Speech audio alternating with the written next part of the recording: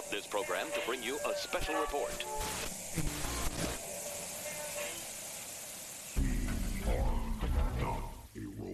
Hello, humans! It's Rob here with Not a Robot Podcast's DC Comics review show. This is number 106, the world's greatest comic show about the world's greatest superheroes. And with me, as always, is Josh. Hello, humans. And not hello to the robots. Definitely not the robots. I'm looking at you, Bending Rodriguez. You Yes. Honestly, of all the animated robots, he might be my favorite. So of all the times he wanted to kill all humans, I think he saved the human race more. So yeah. That's true. I got to rewatch all the Futurama and check my work. Rosie from the Jetsons was pretty freaking handy. Yeah, I'll give you that. She was pretty damn handy. I mean, you have to be when your boss constantly gets locked out of the house. So that's very true. So if you ever want to get in touch with us, you can send us an email to comics@notarobotpodcast.com, and you can get us on Twitter too @notarobotcomics. We're also on buymeacoffee.com/NAR podcast, and you can join us there for very little a month.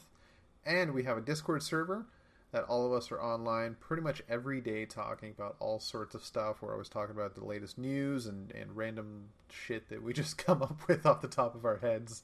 It's fantastic. I love talking to everybody on there.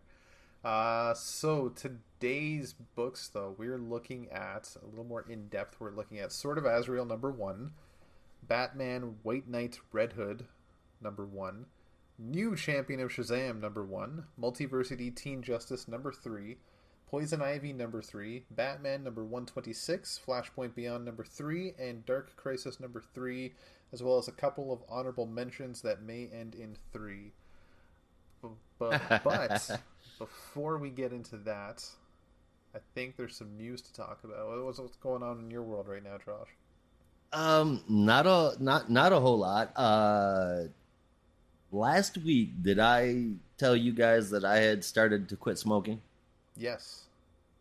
I am still smoke free.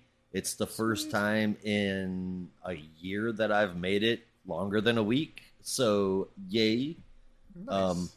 It involves well, I'm on my second ounce of CBD, and I have I have had my wife buy about 6 pounds of candy. Oh, yeah. So I've constantly got something in my mouth, and I'm kind of doing like a smoking replacement thing with the CBD deal, and it's been helping me. It has really been helping me. Right Thank on. goodness. Yeah, I've been smoking. Yeah, I've been smoking since I was 13. Oh, sure. So that is 30 years right on the nose, man. It's about time for me to quit, I would say. Yeah. Well, all the power to you. As we said last week, we're all believing in you and rooting for you. So I know you got this, man. And I know, well, thank you. And I know that you've got a buttload of news. I just have like a couple small pieces. Some that is definitely going to fit into Rob's. First, let me say DC has launched a new website called DC.com, which is basically going to be a hub for all things DC that has a link to all of their everything. Apparently, their community boards are going to be moving over there. They'll be having a lot of events, trivia, Riddler Day, all kinds of stuff like that. So make sure you go over to DC.com, check out that website. Make sure you get registered so you get access to 10% off the any item in the store, and access to exclusively free comics you can only get there. All kinds of benefits that you can take part in at DC.com. The next thing is, man, the ad. This isn't really news. I just wanted to throw this in there. The ad for Deceased, War of the Undead Gods, makes me so super excited for that to come out. Yeah, that art is fantastic. I know, right? And it's just War of the Undead Gods, and seeing the cast that's a part of it. Oh, that makes me super excited. That little Justice League they have there is quite a nice touch. Indeed, it is. I couldn't agree more. And then those are just the two little nuggets that I've got before I'm going to mention the things that tie into what Rob's got to say. Straight from David Zaslav himself, the Snyderverse is too expensive and it would be too convoluted to unravel and stitch back together. So after the Flash, there will be no connections to the Snyderverse. They have even gone so far as to say that the Whedon version is the official version from WB, even though the other version did a lot better financially. Yeah, way better. better. Was way better in every sense of the word. Yes, it was. I just that reminded me. I saw actually on Twitter today. Apparently there's somebody making a documentary about, I don't remember what the documentary is about.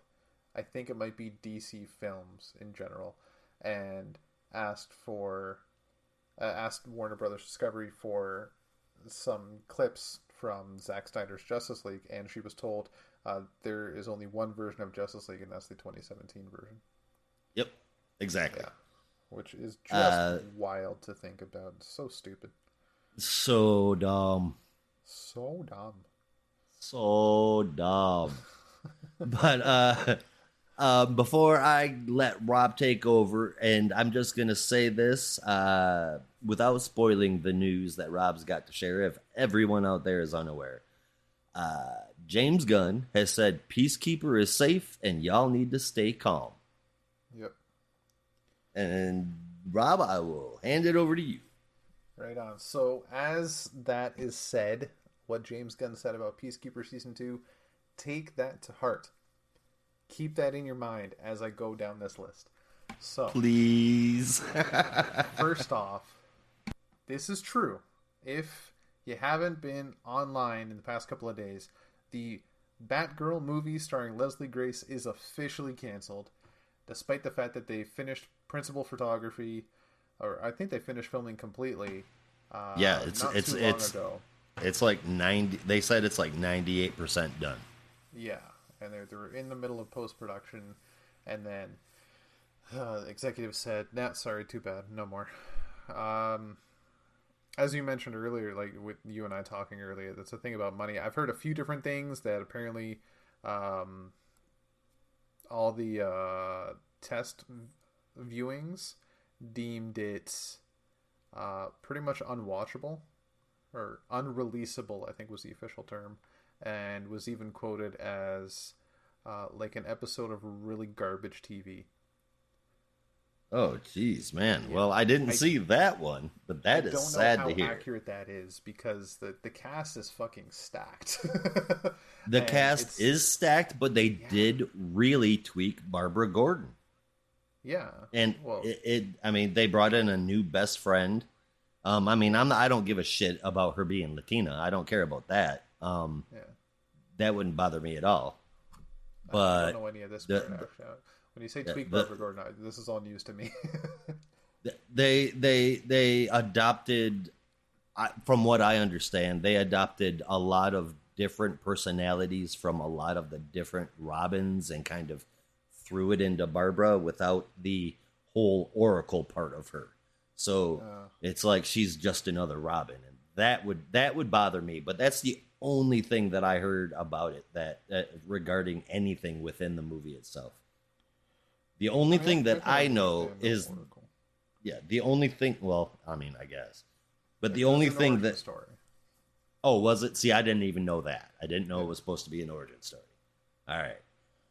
The only thing that I know is right now is that Warner Brothers Discovery has very little time to get rid of any and all things that could potentially cost them money without it showing up on their books for their stockholders.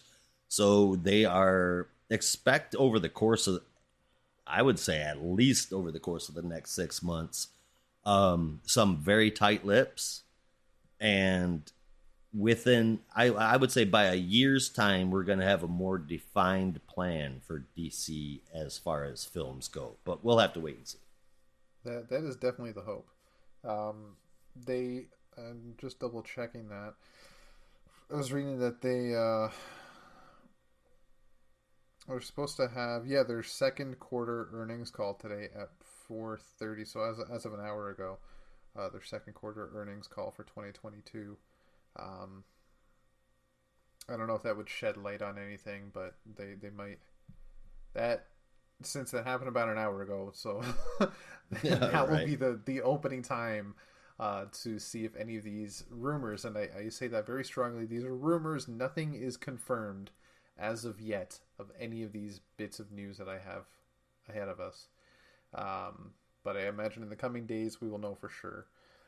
So not only was Batgirl canceled, but the Scoob sequel is also canceled, which I didn't realize was written by Paul Dini, which that's no shit. Yeah, I didn't know Paul Dini wrote that. Oh wow, man, that really makes me wanna. That makes me want to watch it. That's sad. That sucks. Yeah. So that's a shame. Those two are out officially. But now there are rumors going around.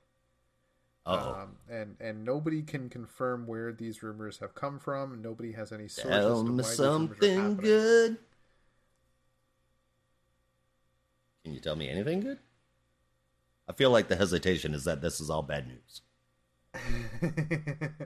Sorry, I just saw Brandon's message. Yeah. Brandon's not with us, and apparently it's because he is in the hospital, and we are... this is breaking news, folks. We don't know why, but whatever is going on, we wish you the best, Brandon. Definitely. Yeah, so... And now, back to our program. As the rumor goes... the Flash spin-off Supergirl, starring Sasha Calle, and CW's Gotham Knights TV show are next to be chopped. And they will be going wait. Say that one more time. What shows? So the Supergirl movie, the spin-off of the Flash movie that's supposed to happen, Sasha Calle is going to be Supergirl in Flash, and then she's supposed to get her own spin-off movie that is potentially rumored, maybe speculated to be canceled next. And at the same time, CW's Gotham Knights TV series will also be canned. Thank goodness. I know there's one good, one bad. But again, all of this honestly, is I really would like to see Callie's version of Supergirl. I really would. The reason being is Supergirl's a badass character, depending on who's writing her, and and hopefully they would go with the iteration that is stronger and smarter than Clark, instead of impetuous and angry. But yeah, I really wanted to see that. As far as Gotham Knights, the CW TV show goes, I can't believe that shit made it to filming. Let alone producing a pilot. That's fucking insane.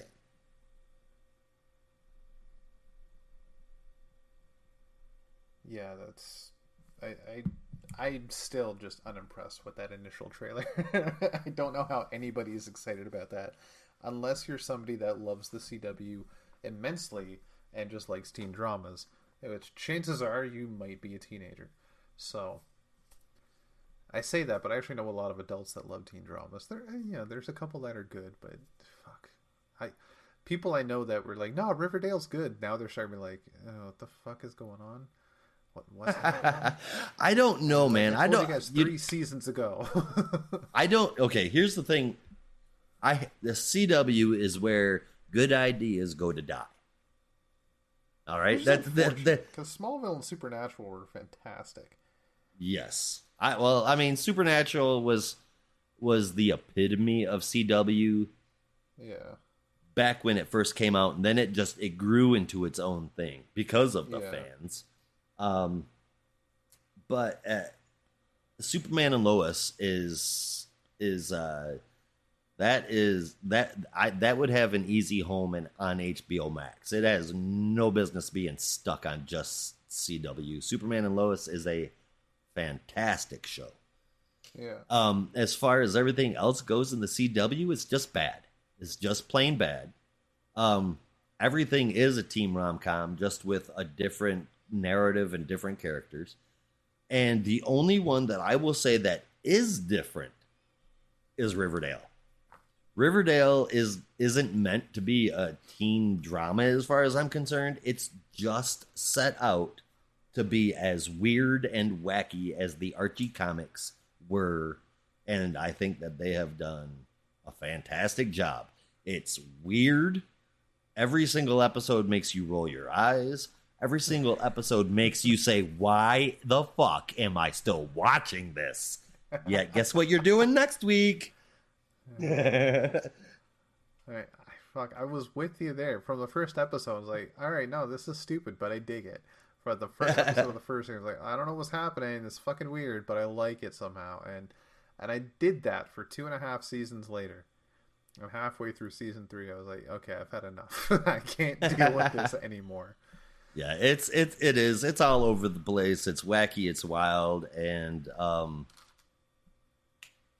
it's wacky. It's wild, and it's something else.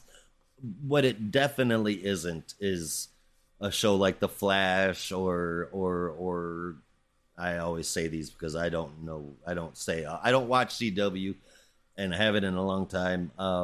Like shows like One Tree Hill or Gossip Girl or The OC or Vampire Diaries. All of those definite teenage. I wouldn't even call them rom-coms. Would you call them teenage dramas? Yeah. Yeah, that sounds about right, but they're all garbage.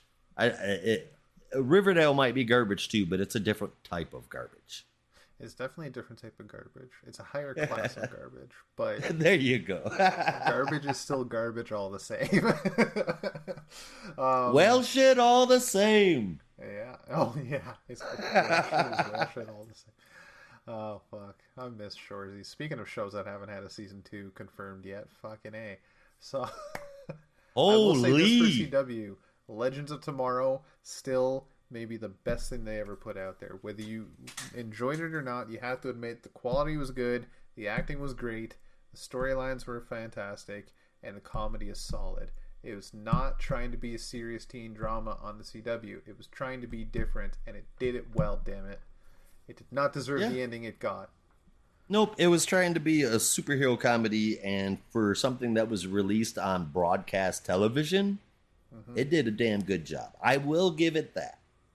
Yeah. I feel like it would have. After a while, I think they even just dropped the whole idea of superhero because they did away with powers and costumes a long time ago. Yeah. Yeah, and then they just pretty much turned into funny time cops. And anyway, it was still good. Yeah, it was good. It was like again, it was Riverdale from DC, but it's good stuff. Yeah. I think had that premiered on HBO Max and allowed to go from there, I think that would have been fucking amazing. And I would say that Doom Patrol. I would say that about Green Arrow. If Green Arrow started on HBO Max, that would be awesome. I think if Black Lightning started on HBO Max, there's a damn good chance that would have been the best DC show, period. Because they would have been allowed to delve way deeper into Jefferson Pierce and Thunder and Lightning. I can't remember his daughter's names, but Thunder and Lightning, and it's just, oh, goodness. I could go on and on and on about that subject, but they don't. Berlanti and, wow, the other dude, I completely fucking forgot his name. What's his name? Greg Berlanti and... Guggenheim, yeah, Mark Guggenheim. Yeah. Y'all Uncle fuck Guggy. A lot of shit. Yeah, Uncle Guggy, you fuck a lot of shit up.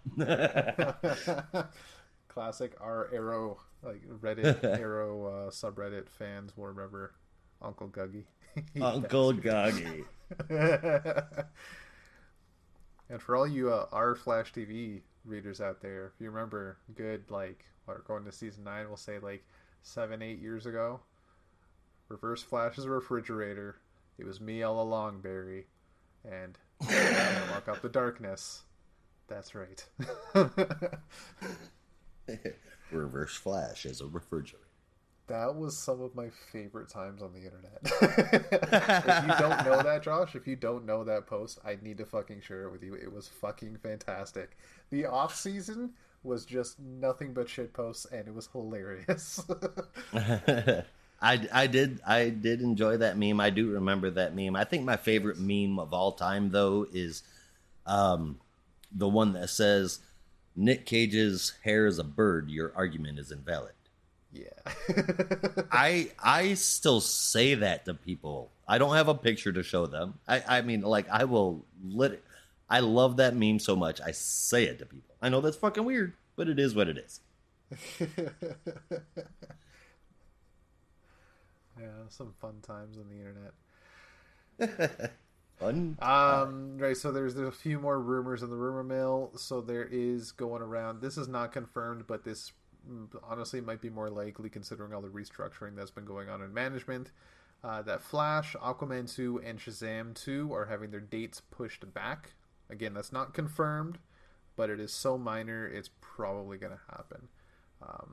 Why? Now, Who fucking knows? But when it was announced at SDCC, or when it was discussed on SDCC, from if I'm remembering correctly, the Flash and Aquaman, the Flash was supposed to come out first, and then Aquaman was supposed to follow a couple of months later, and apparently that order has been reversed.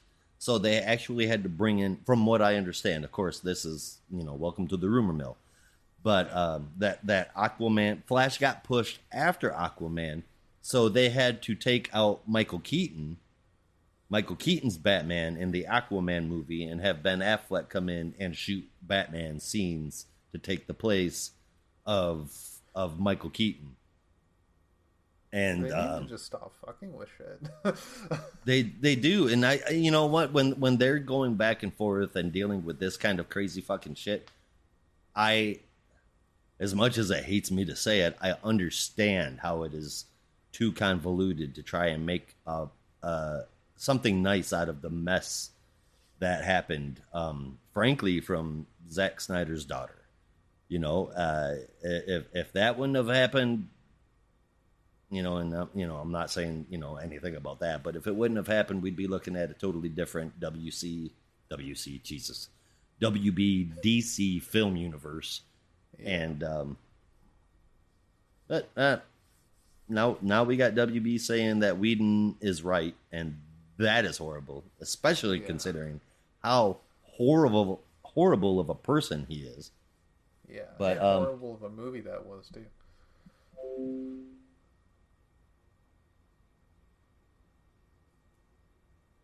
Whoops. What was that? There we go. Okay. Huh? Yeah, you heard a noise. I accidentally unplugged my headphones. Whoops. Oh. Well, that's awkward. Yeah. You were the noise. So the last thing I heard actually on the way in, and this is funny to me, and I explained to Josh the story behind it, but I did not tell him what it is.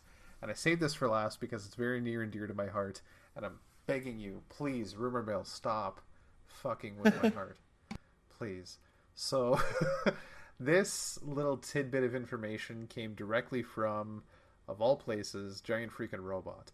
Which, as we all know, them alongside Bleeding Cool and a few other choice sites are notorious for just saying, dude, just trust me, it's happening.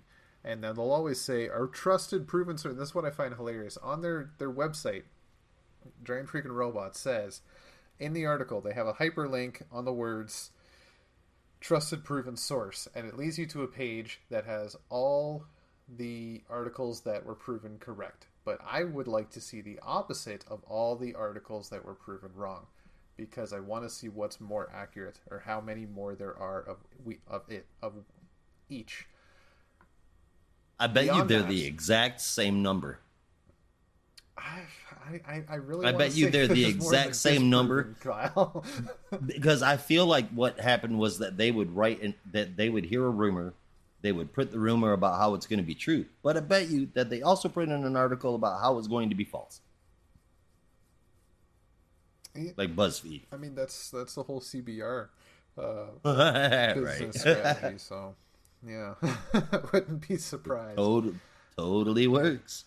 Yeah. So this rumor came out earlier today, posted specifically only by Giant Freaking Robot, and all they say is trusted proven source. They do not provide any evidence, links, anything to back it up and say that it's actually going to be true. Meanwhile, a writer for Screen Rant tweeted not too long ago, maybe 2-3 hours ago, in response to that, saying, "Guys, I talked to people at Warner Brothers Discovery, and trust me, it's not canceled. Everything's fine. It's all good." But also, in the same breath, not proving anything, not providing any sources, not providing any links or anything. And both sites are just saying, "Dude, just trust me, okay? Like, just trust me." And they're saying opposite things. I don't know what to believe, and this is fucking killing me, because they're saying that the Green Lantern HBO Max series is also canceled. Nah, I doubt it. Here's the thing, and the reason why I'm saying that, because I've not seen anything that says anything about any of their shows. The one thing that I have seen from execs is that they are moving any potential films slated for HBO Max release. They are either going to be canceled or released in the theater. Now, from what I understand, that or released in the theater part is total bullshit. They're just going to be canned. But that's just the films that were planned, not the TV shows. So Doom Patrol, Titans, and the upcoming Green Lantern Corps show should all be safe. Okay, I hope so. I was also seeing a thing that was saying that they're planning on moving HBO Max away from scripted content, and I did not get a chance to dive into that little tidbit and see what the fuck that means. Because what's not scripted content that's not trash reality TV? That there is nothing that probably it's scripted content. Yeah, that is scripted content, but yeah. It's called unscripted content, just like, the WWE is called professional wrestling. It's professional stuntmen. Yeah. Okay, so this is an update from, and if you know her, Grace Randolph. I think I mentioned during the recording that at 4:30 they had their earnings call. David Zaslav is promising a 10-year plan for DC based on what Iger and Horn did with Feige over at Marvel, focused on quality, and says The Flash is still coming out. So that is confirmed, because that was also, like, depending on who you talk to, was also a rumor that it was on the axe soon. Yeah, they can't. They've sunk over $100 million into that freaking $70 million movie. Yeah. Ridiculous. There was one more thing that said that they will take as long as possible to make these films the best before releasing them. So they're not going to put a deadline on something, hopefully. Be like, okay, we got this movie, we got this script, we got 2 years to make it, because it's coming out in 2 years, and no fucking ifs, ands, or buts. No, that's fucking stupid. If you're trying to make it big, make it proper, make it right. Learn from the gaming industry and delay something so it's good fucking quality. Do you remember when Batman vs. Superman was going to come out, and the next thing you knew, we had like 18 movies slated for DC?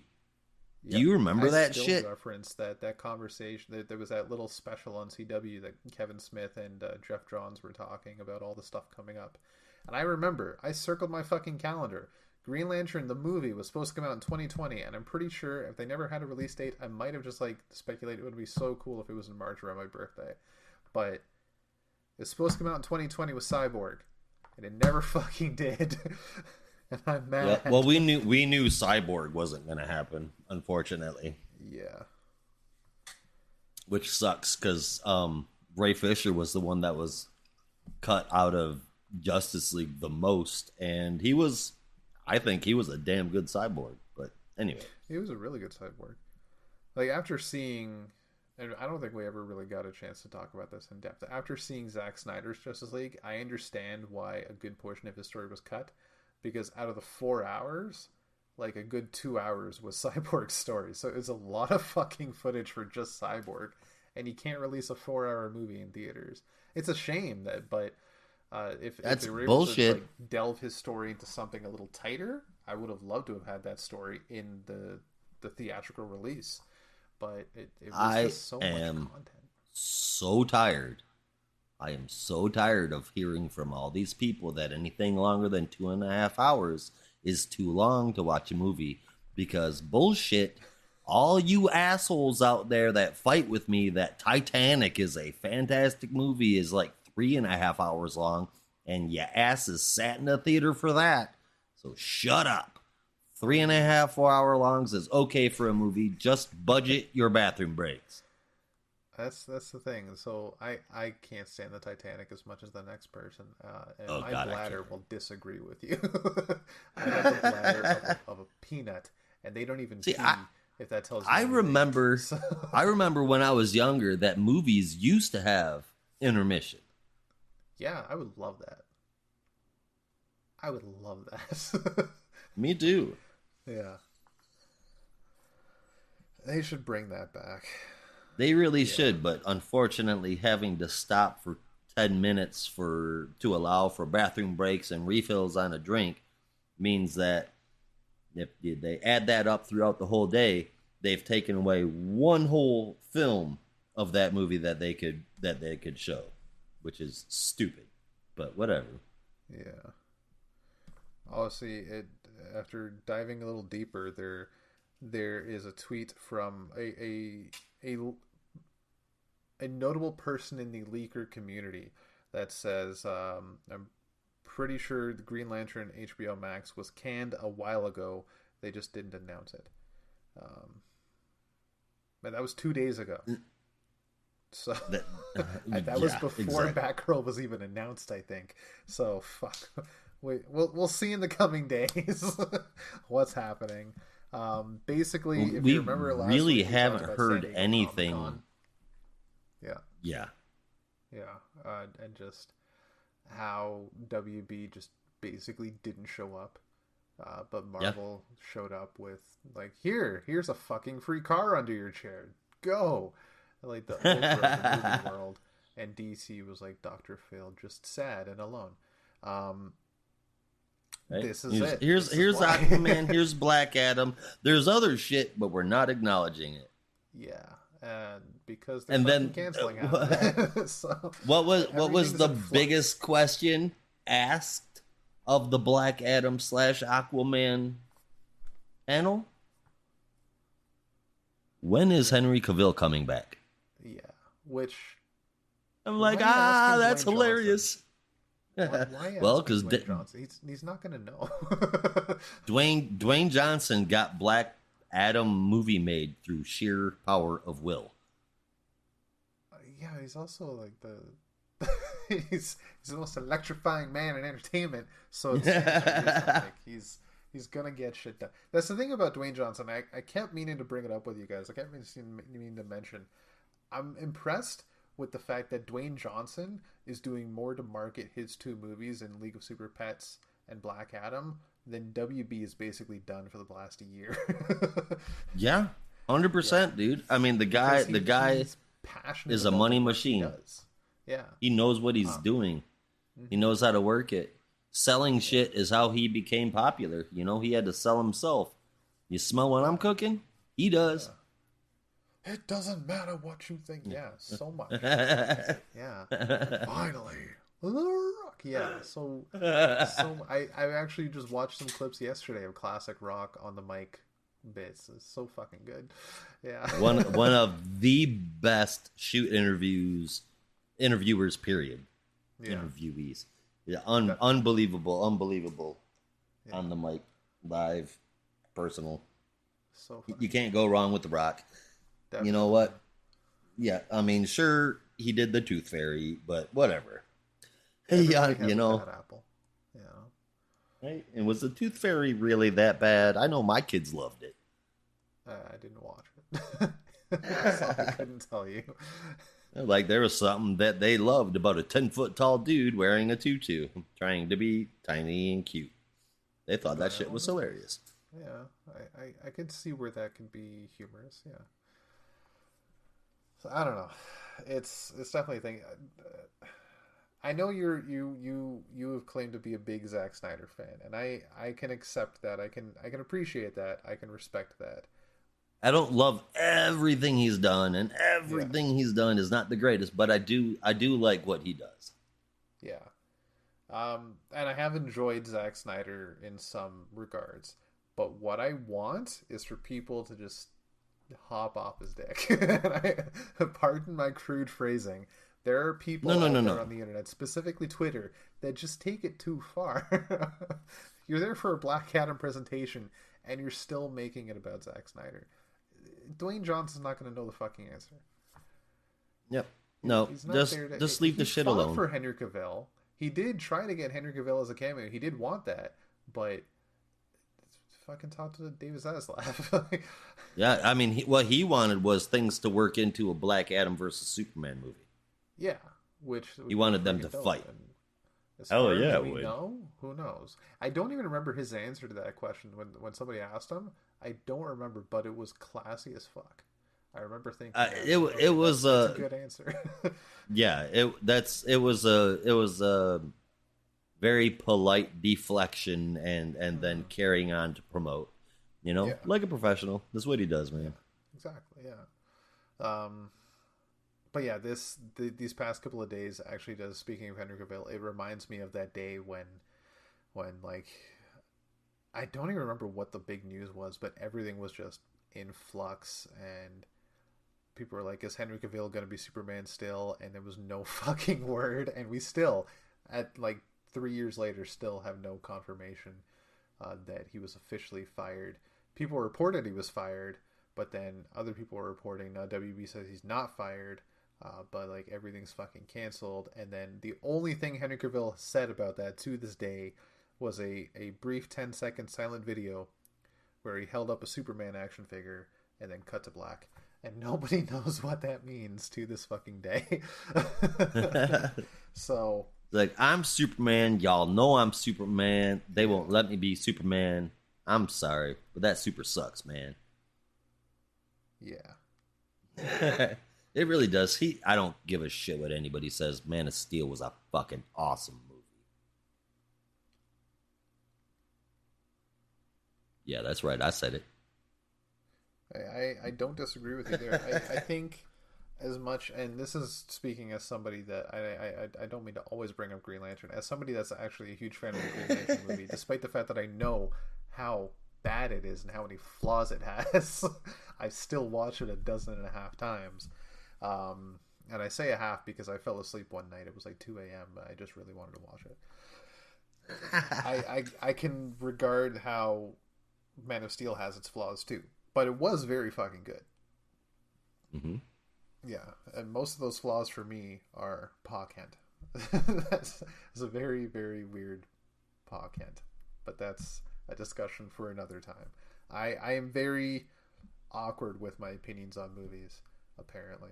I share opinions on what makes a movie good and bad that nobody else fucking shares, at least according to my friends when we talk about Sam Raimi's Spider-Man 3 and how Sandman was the only good part of that movie. So, I hope I'm not alone out there. I will stand to this point till the day I die. Fucking Thomas Hayden Church's Sandman was the only good part of Spider-Man 3. That's it. Cut a Venom. My favorite thing costume, you have a good fucking movie. My favorite thing Thomas Hayden Church has ever done was an old TV show called Wings, and I fucking loved it so much. Oh, it was from the 80s, right? That show. It wasn't quite in the 80s, but yeah, it had him and Tony Shalhoub and Right, yeah. I can't remember the other dude. But Fraser, it was the third show that Fraser Crane was on. Kelsey Grammer's Fraser Crane, periodically. It's like I don't remember him being on there, but it was only on there for like 1 or 2 episodes, I think. But that's like one of the classic bits of TV trivia. that Fraser Crane was on 3 different shows that were completely unrelated. Cheers, Frasier, and Wings. Ah, no shit. Yeah. Well, this discussion means that I need to go back and rewatch Wings. There you go. But what do you think, man? Do you think we are all wrapped up in the news, or do you got some more news that can fit in here? Gotham Knights, the video game, is getting costumes and they look dope as shit. There's some Fuck original yeah, they work, do. and there's some stuff like straight out of the fucking comics, and it looks fucking great. That's it. I'm excited for that. It does. A lot of them are awesome. There's almost like a Batman Beyond version for all 4 of them, and They actually, it's Beyond line. They actually call it that. Yeah. Oh, do they call it that? Oh, sweet. Yeah, I didn't see the Beyond names for section, it. Yeah. So fucking sick. Yeah. I can't wait to see all of them. I haven't gotten a chance to look at them. My phone was glitching before the podcast showed up, but I will be looking at them after. There is a run of 4 suits that is legit, basically their current comic costumes. That's really awesome, dude. Yeah. I mean, Red Hood doesn't have like the half mask, he's got the full helmet. But apart from that, it's pretty much comic book accurate. It's really cool. Yeah. I know I'm alone, but that half mask with the domino mask on top of it, it looks so cool. Oh, I like it. I think it's really cool. It's not a hood, that's the only thing, but when he wears the red hood, it's cool. Well, I mean, none of it's a fucking hood. Yeah. Everything is a mask. Is his name Red Mask? I mean, come on now. Red full face covering. Yeah. It's a little bit too much to roll out of the mouth. Just goes back to his Robin days, and even his Red Hood origin. Under the helmet, he had the domino mask. So why the fuck not? You should. Just saying. But all right, if we are all done with the news, we are going to move over to a few honorable mentions. There are a lot this week with Brandon having to attend his emergency function. That means that we had to pare it down quite a bit just before recording. So our honorable mentions are going to be the following. First, Sword of Azrael, Dark Night of the Soul is out. This reprints the Azrael stories from Urban Legends number 8 through 10. And those stories lead directly into the Sword of Azrael mini that we're going to be covering later this episode. Black Adam JSA Files Cyclone number 1. Basically continuing the setup of the JSA in a book that is just a tie-in for the movie as far as I can tell. But it is pretty good. I won't hate on it just because it's a tie-in. If it was a shitty one, you'd hear it from me first, though. Speaking of shitty, Batman Killing Time number 6. It is the end of the line for this title. I guess if you've been into it, spend the money. I wish I could take the money back that I spent on the 6 issues, but hey, that's the price you pay for being a comic reviewer, I suppose. Yeah. DC versus Vampires number 8 is frigging excellent, and after hearing that Marvel Zombies is getting its own animated show, I want it kicked in the teeth with a DC versus Vampires animated show. Because it would kick it right in the undead teeth. Finally, we've got 3 more pieces of honorable mentions, a little longer. Aquaman Andromeda number 2. This has Aquaman in the title, but really, it's a super deep, suspense-driven story that just so happens to be in the Aquaman universe, somewhat slowly getting into the relationship that the story has with Aquaman and Black Manta. And if this week wasn't so heavy, we would have been covering this fully. But let me just say this: if you're a Ram V fan, you need to pick up this series. It is the shit. I promise. Batman Beyond Neo Year number 5. It took me a second to see the 3 months later made out in the panels that was in there after Batman cool. is in the grave. That was really neat. I can't remember the last time I saw something like that. I really dig the art. This is admittedly premature. But if they can stick this momentum, character development, and story progression out over give me 7 more issues of the same quality, then there's a damn good chance that I will have to apologize to Dan Jurgens. Because that would mean this is going to be my best Batman Beyond story arc, my favorite one. And granted, like I said, it's a bit premature, but if it's headed in the direction that I'm hoping it is, 7 issues later, sorry, Dan. And then finally, we have Harley Quinn number 18. I have been an adamant voice against Harley for a long time. There's been a lot of flip-flop. There's been a lot of, hey, it's in continuity. Hey, it's kind of in continuity. And it all looked like shit because Riley Rosmo was there. Well, Riley Rosmo is not on it anymore. That's great news for any book that he has been on. The book is really good, and it's at least loosely connected to a lot of other things that are going on in continuity. And personally, I would like to suggest that starting next week, which is when the next issue comes out, if I understood that correctly, not next month, but next week, I think we should maybe bring this back into the fold. Oh, what say enough. you? I haven't had a chance to go too deep into it yet myself, but I have flipped through it and saw some of the connections and continuity it's got going on, and I really dig the art, though I always did. And the story seems pretty interesting, Yeah. and I've seen some stuff where it's going forward with solicitations, so yeah, I'm all for that.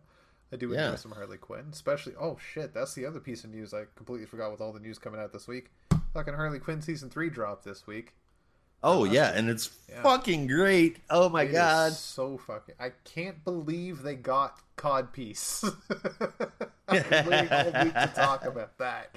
I cannot believe they got Codpiece. And also, for those of you... For those of you that are out there that are worried about Harley Quinn, the animated series, I want to let you know that the payoff has finally happened. We just had to wait a little while, and Batman finally ate some cat. Meow. It wasn't very good, though. Apparently not. Because she said, why bother continuing? But in any case, it oh God, I fucking love that show. I could talk about it for a long time. That shit is hilarious. One of my favorite adult cartoons of all time. Definitely. That is all that I have for the honorable mentions. And let's see, for spotlights, looks like we've just got 3 titles, huh? Wait, before we continue, just so I can confirm with my notes, where are we fitting Flashpoint Beyond? Into features? And I wrote it down, I think, didn't I? It's in... Oh, okay, no, you have it in depth, right? Okay. Yep. All right. Okay, gotcha. Sorry. So we had to... You're all right, man. We had to shuffle around our review order to accommodate the shuffling of the reviews and the lack of one of our co-hosts. Again, we found out it's something to do with his dad, so lots of love, thoughts, and some prayers that are going out to Brandon and his family. We hope everything is all right. All right, well, I will go ahead and kick the spotlight off with the Sword of Azrael number 1. It is a very, very, very quick summary, but here we go. This was written by Dan Waters, so you know it's good. Art and colors come from Nicolas Sesmacia and Marisa Louise. Lettering from Hassan Atzmane Alhau, with a cover from Sesmacia and Rabiolo Fajardo Jr. Like I said, this is super quick because really, of course, it's just one super long setup issue that basically sets about hammering into you that Jean-Paul Valley wants nothing to do with Azrael anymore. Well, he's really not given a choice. A woman ends up at the monastery's shores and is asking specifically for Azrael's help. The beach of the island is later stormed by Vengeance, Bane's daughter, and the Knights Templar? Yep, So they happen to be after the girl because, as it turns out, that woman is, much like Azrael, an avenging angel, this one named Sariel, who, while Azrael is outside fighting her would-be captors, she is inside slaughtering her would-be saviors. Um, wow, super cool. Azrael wants nothing to do with the Order of Saint Dumas. The Order of Saint Dumas has, if my memory serves me correctly, been completely wiped out. I believe so. Yeah. So perhaps there's some sort of power vacuum. I can't wait to see how this works out. We do have another super secret church-based organization that Azrael is going to have to contend with. So that's pretty interesting. I haven't been excited about or really even a fan of an Azrael-centric story since Nightfall. And I can't think of a good one since then, other than the related Azrael and the Bane arc from Denny O'Neil's run in the Azrael book. That was killer, and this kind of feels like a spiritual successor to that. Thank you, Denny. So I really had nothing to look forward to in this title, but I was pleasantly surprised. An Order versus Order story featuring Azrael, Vengeance, and a new angel who happens to currently have Azrael's flaming sword. Summing it up in one word is uh-oh. I'm interested for sure, and I hope the rest of this run is at least as good as this first issue. Sis Macia and Marissa Louise do an excellent job with the art here too. Though it's a little lacking in a few places, it still looks great. It's still a good read. Art issues don't detract from the story. So, even though it's a setup issue, I actually gave this one an 8 out of 10. Right on, yeah. I'm loving the art style. Yeah, I can agree. It fits Azrael Azrael, right? Yeah. He hasn't always been the best character, the most interesting, but this is super interesting. With a very nice twist at the end. I love the trippy panels they had of Azrael in his mind talking to the inner Azrael. I guess Jean-Paul Valley in his mind talking to his inner Azrael. And taking on what the internet calls a biblically accurate angel body. and if you're familiar with the Bible, this is straight up what Azrael is described to look like in the Old Testament. Just letting everybody know. Yeah, so it's fantastic work. I also gave it an 8 out of 10. I'm looking forward to see where this goes. As am I. All right. You want to take the next one? Right on. I believe that will be Batman, White Knight, Red Hood, Black Sox, #1. Throw that in there. Excellent. Now this is Batman, White Knight presents the Red Hood. The highly... what's the frickin' word? Wanted? Waited for series that we've been waiting for since I believe it was announced in Beyond the White Knight #2, if I remember correctly. So it's finally here, #1. It was a bit ago. If it's anything like the Harley Quinn spinoff, it will also be 8 issues. So this is co-written from Sean Murphy and Clay McCormack, with art from Simone DeMeo, colors from Simone DeMeo and Dave Stewart, with Simone DeMeo on the first 4 pages, I believe. Letters from AndWorld Design, and a cover from Sean Murphy and Dave Stewart. So this is very brief, kind of just catching up on things. I was having a hard time trying to figure out if it was present day or in the past, but I think it's present day. So Jason Todd of the White Knight universe is shown in his Red Hood origin after helping Bruce Wayne escape from prison. So he meets a young girl named Gan, who dresses up as Robin to help fight crime in her neighborhood, despite the fact that she is relatively unskilled. Played some rugby, though, so she's really good with tackles. She is found by Jason tracking down Shriek, and after he gets arrested, she helps him break out, and then he decides to train her and turn her into a proper crime fighter, and the two become good friends. and the rest was ever after.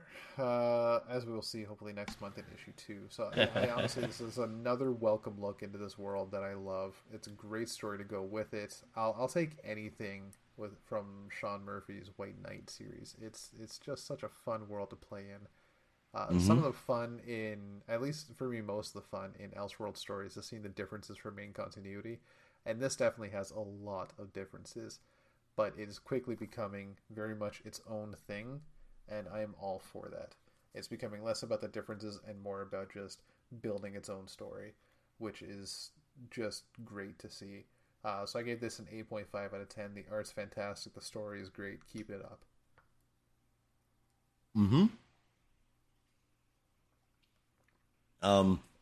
I like the new Robin, which seems really weird for me to say, so that's why I opened with it.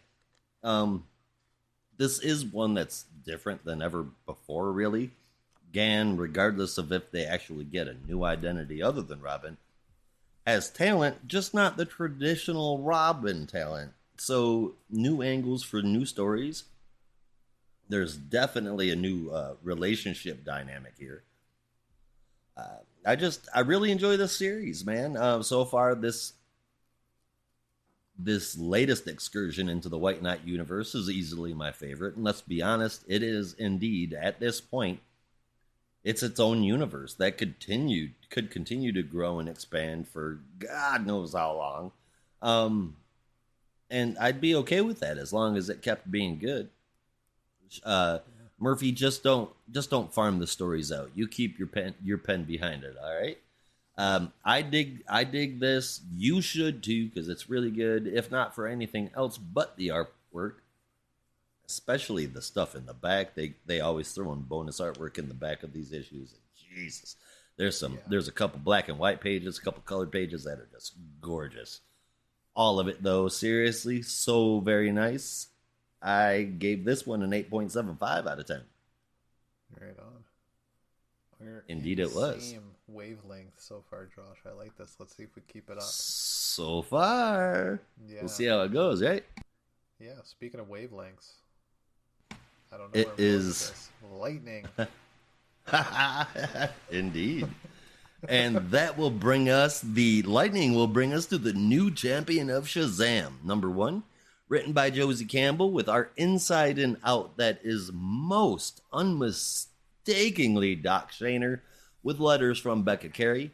There are 2 variant covers for this one as well. One from Gary Frank and Brad Anderson, which is, as always, well, you know what?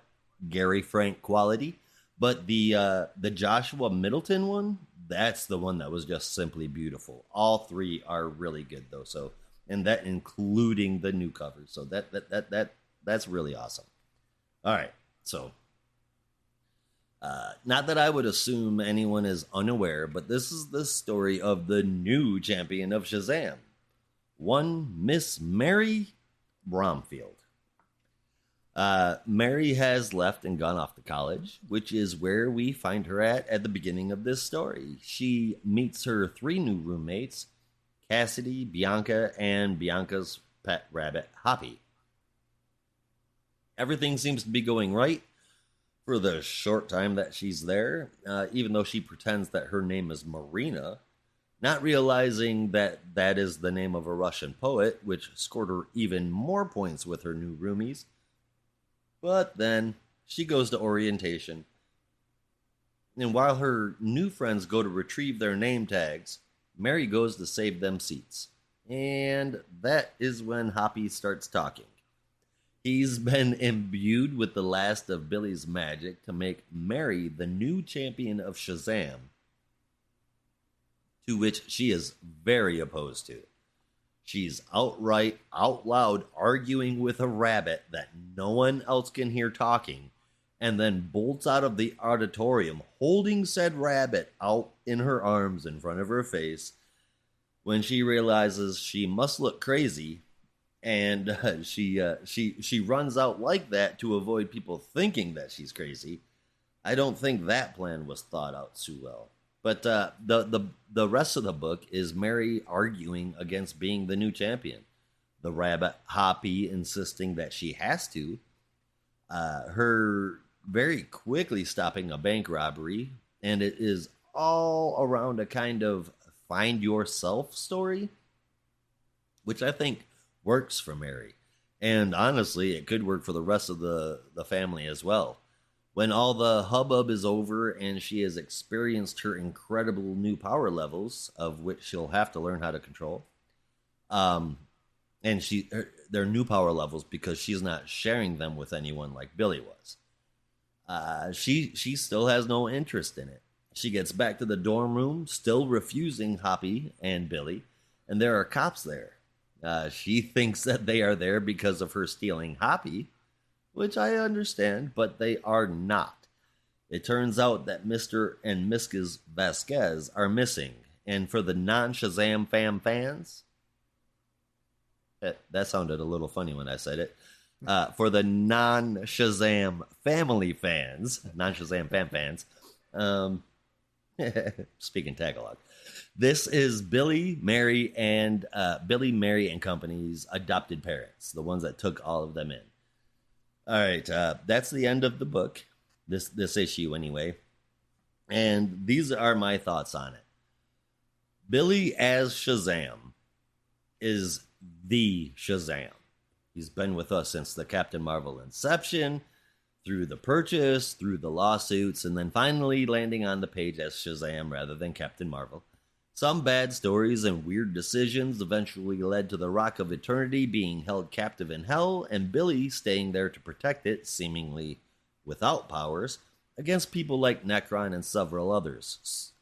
And I can't count any of that dumb-ass idea against this book, because that belonged to other people that made, let's be honest, some dumbass books that story was featured into.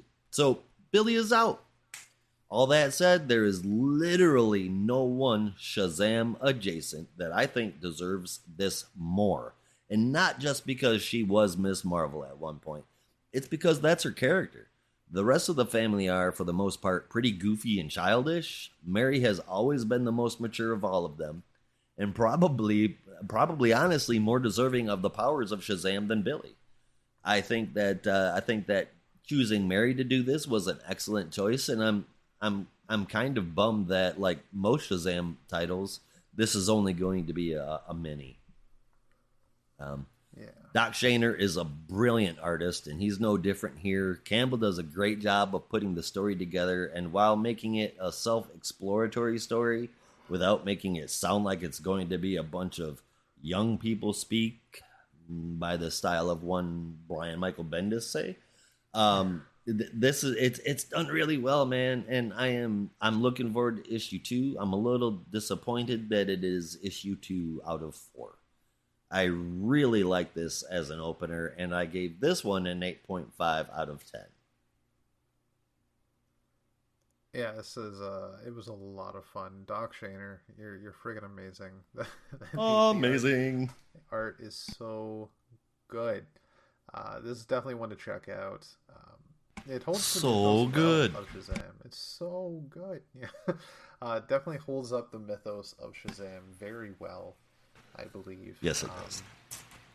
I'm with you there, man. Curious to see what's going to happen with Mary going forward. It's been a fantastic intro. It just leaves me wanting more. I want to see all of it, and I also wish they would continue and not just have 4 issues. But it is what it is, unfortunately. I gave this an 8.75. It's a fantastic opening chapter. Let's keep it up. Hey, okay. All right. Same wavelength. Yeah, and let me just say this, because Jeff Johns, for the longest time, who we will cover in a book later, was one of my favorite creators. That's no longer the case. This one issue, and it's not just because of this, but this one issue of the new champion of Shazam, I enjoyed more than his entire Shazam run. Yeah, I have to admit that. Yeah, I enjoyed his entire Shazam run, but this blows them all out of the water.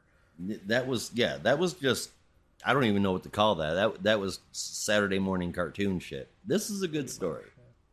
Yeah.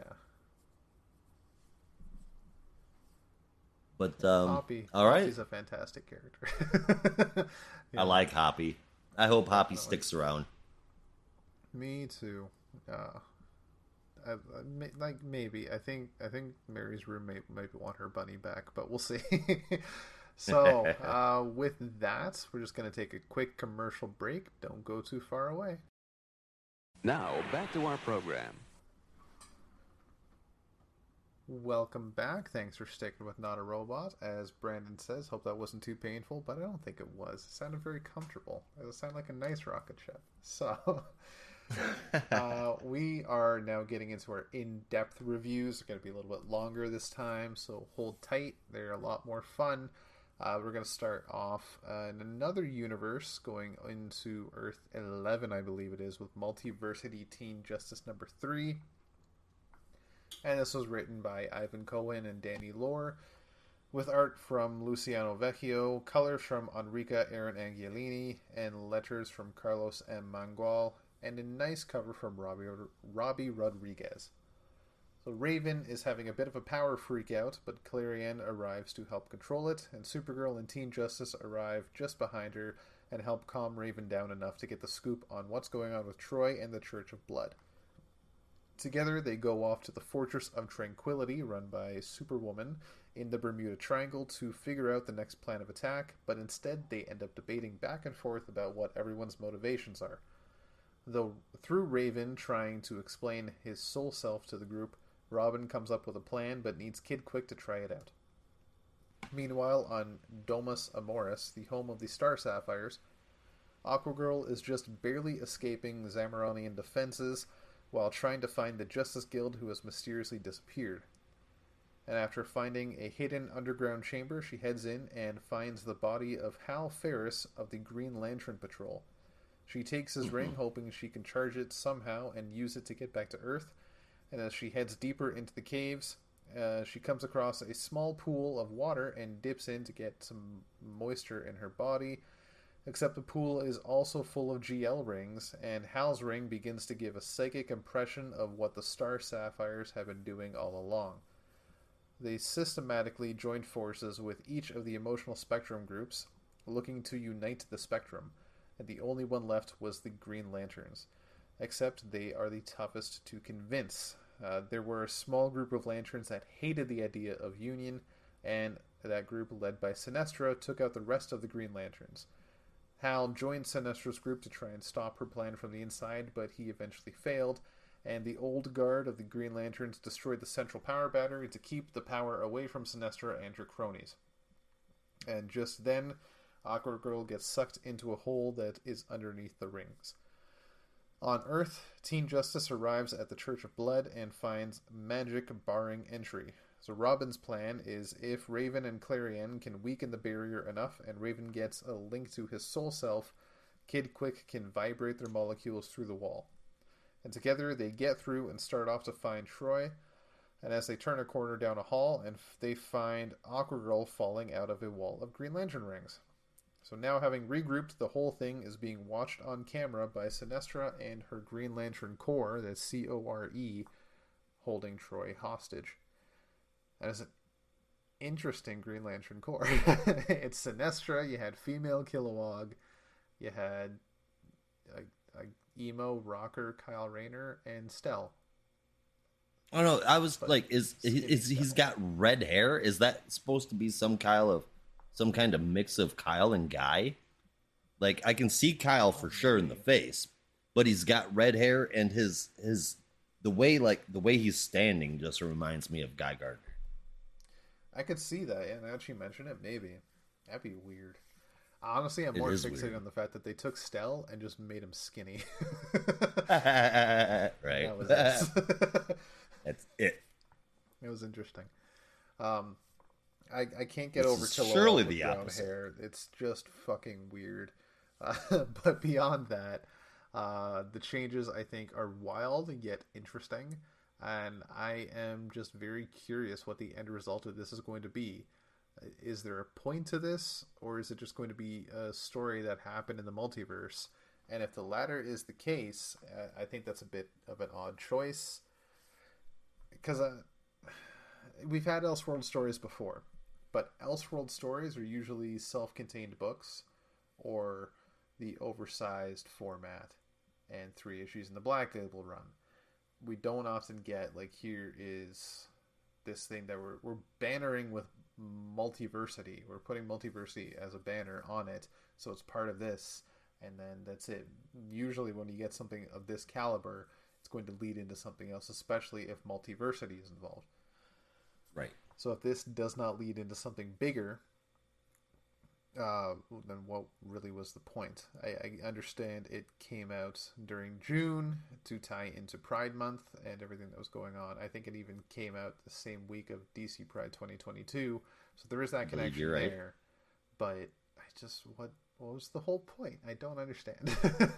And we don't even know how many issues it is. It's billed as a limited series, but I haven't seen a 1 of whatever, 2 of question mark. So I don't even know how many issues it is right now. But I am enjoying the story as it is so far, and I think the art is quite good, despite the fact that Kilowog with brown wig freaks me out and keeps me up at night. So it freaks everyone out. Yeah, it's friggin' weird, man. I don't like it. Everything else is cool. Kilowog with a wig is not.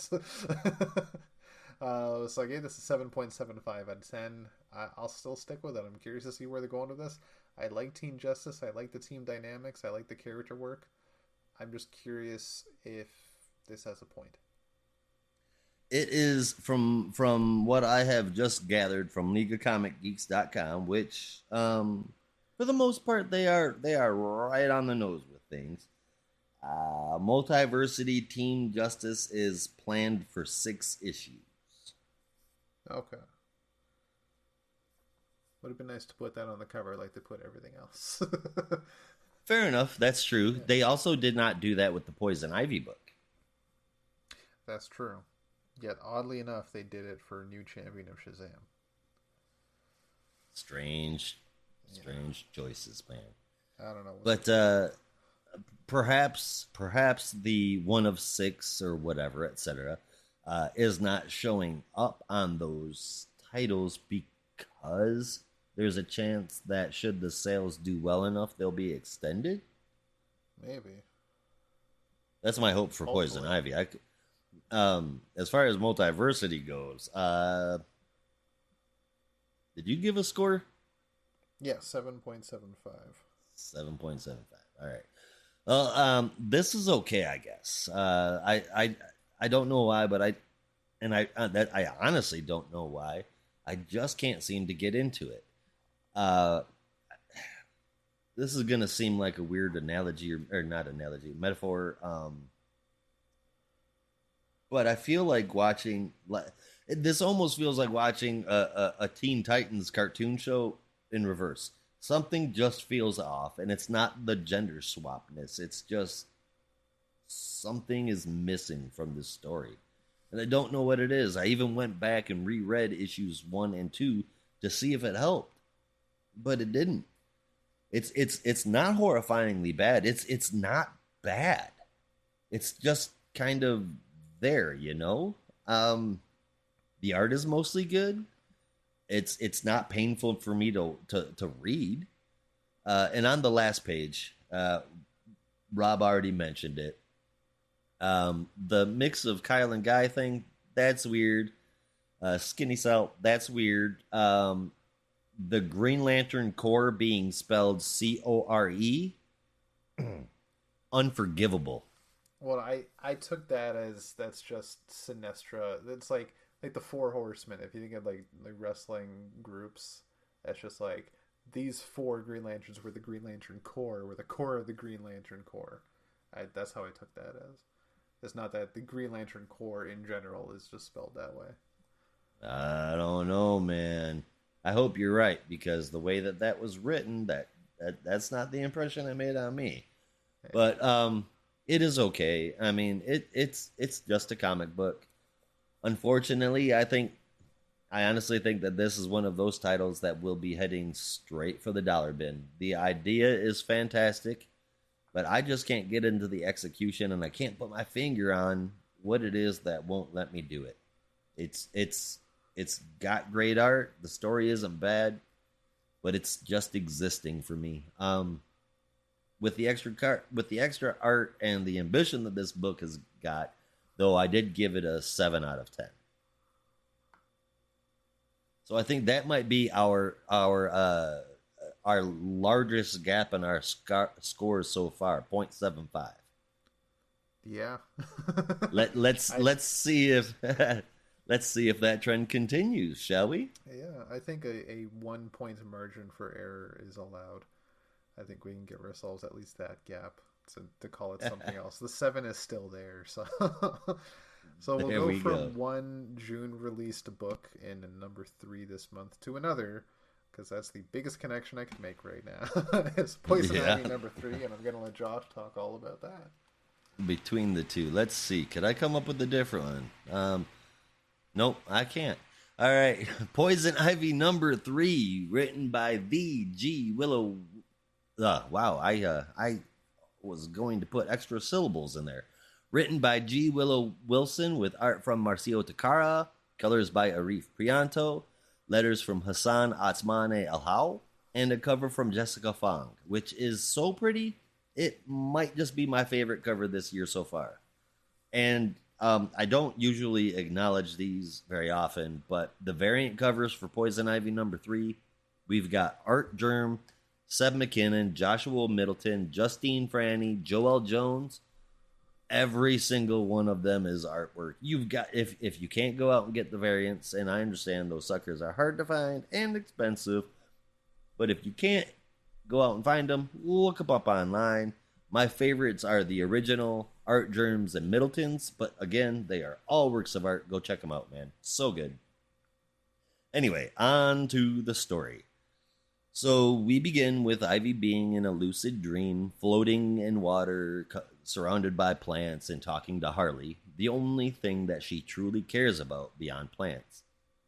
She wakes up, ready to continue her crusade, but she gets caught in some small talk with a staff person from the hotel. Maybe the owner? Who knows? I'm going to call her the owner. Anyway, the owner is rescuing a small patch of lawn that has been littered with auto parts and all kinds of stuff. Ivy can't resist and even stays up all night planting the newly acquired native grass and flowers that she talked the owner into buying. She is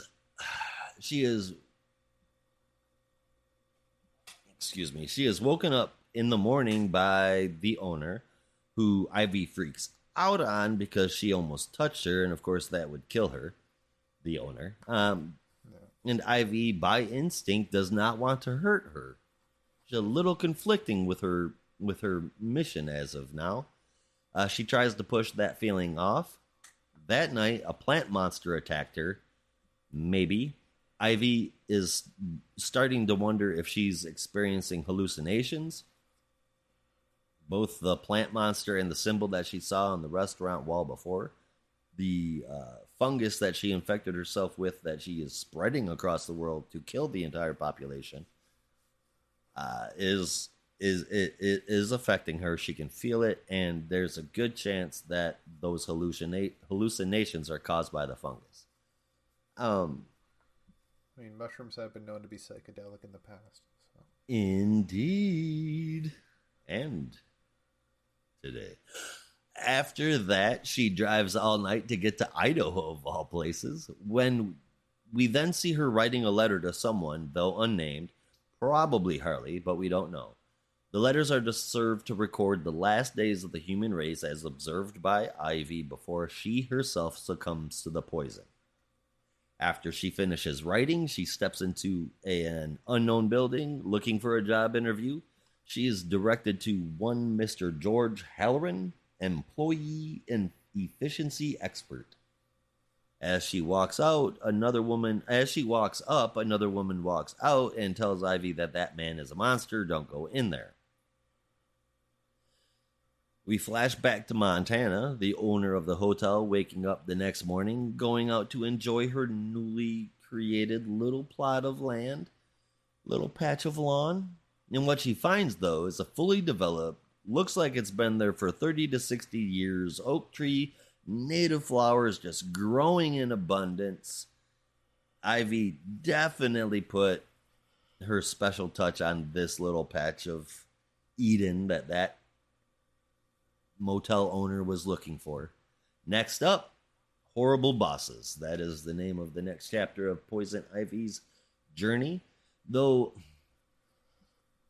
I experienced less emotion in this issue, it is still just as good. We're at the halfway point of a planned 6-issue run, and that is exactly what this issue felt like.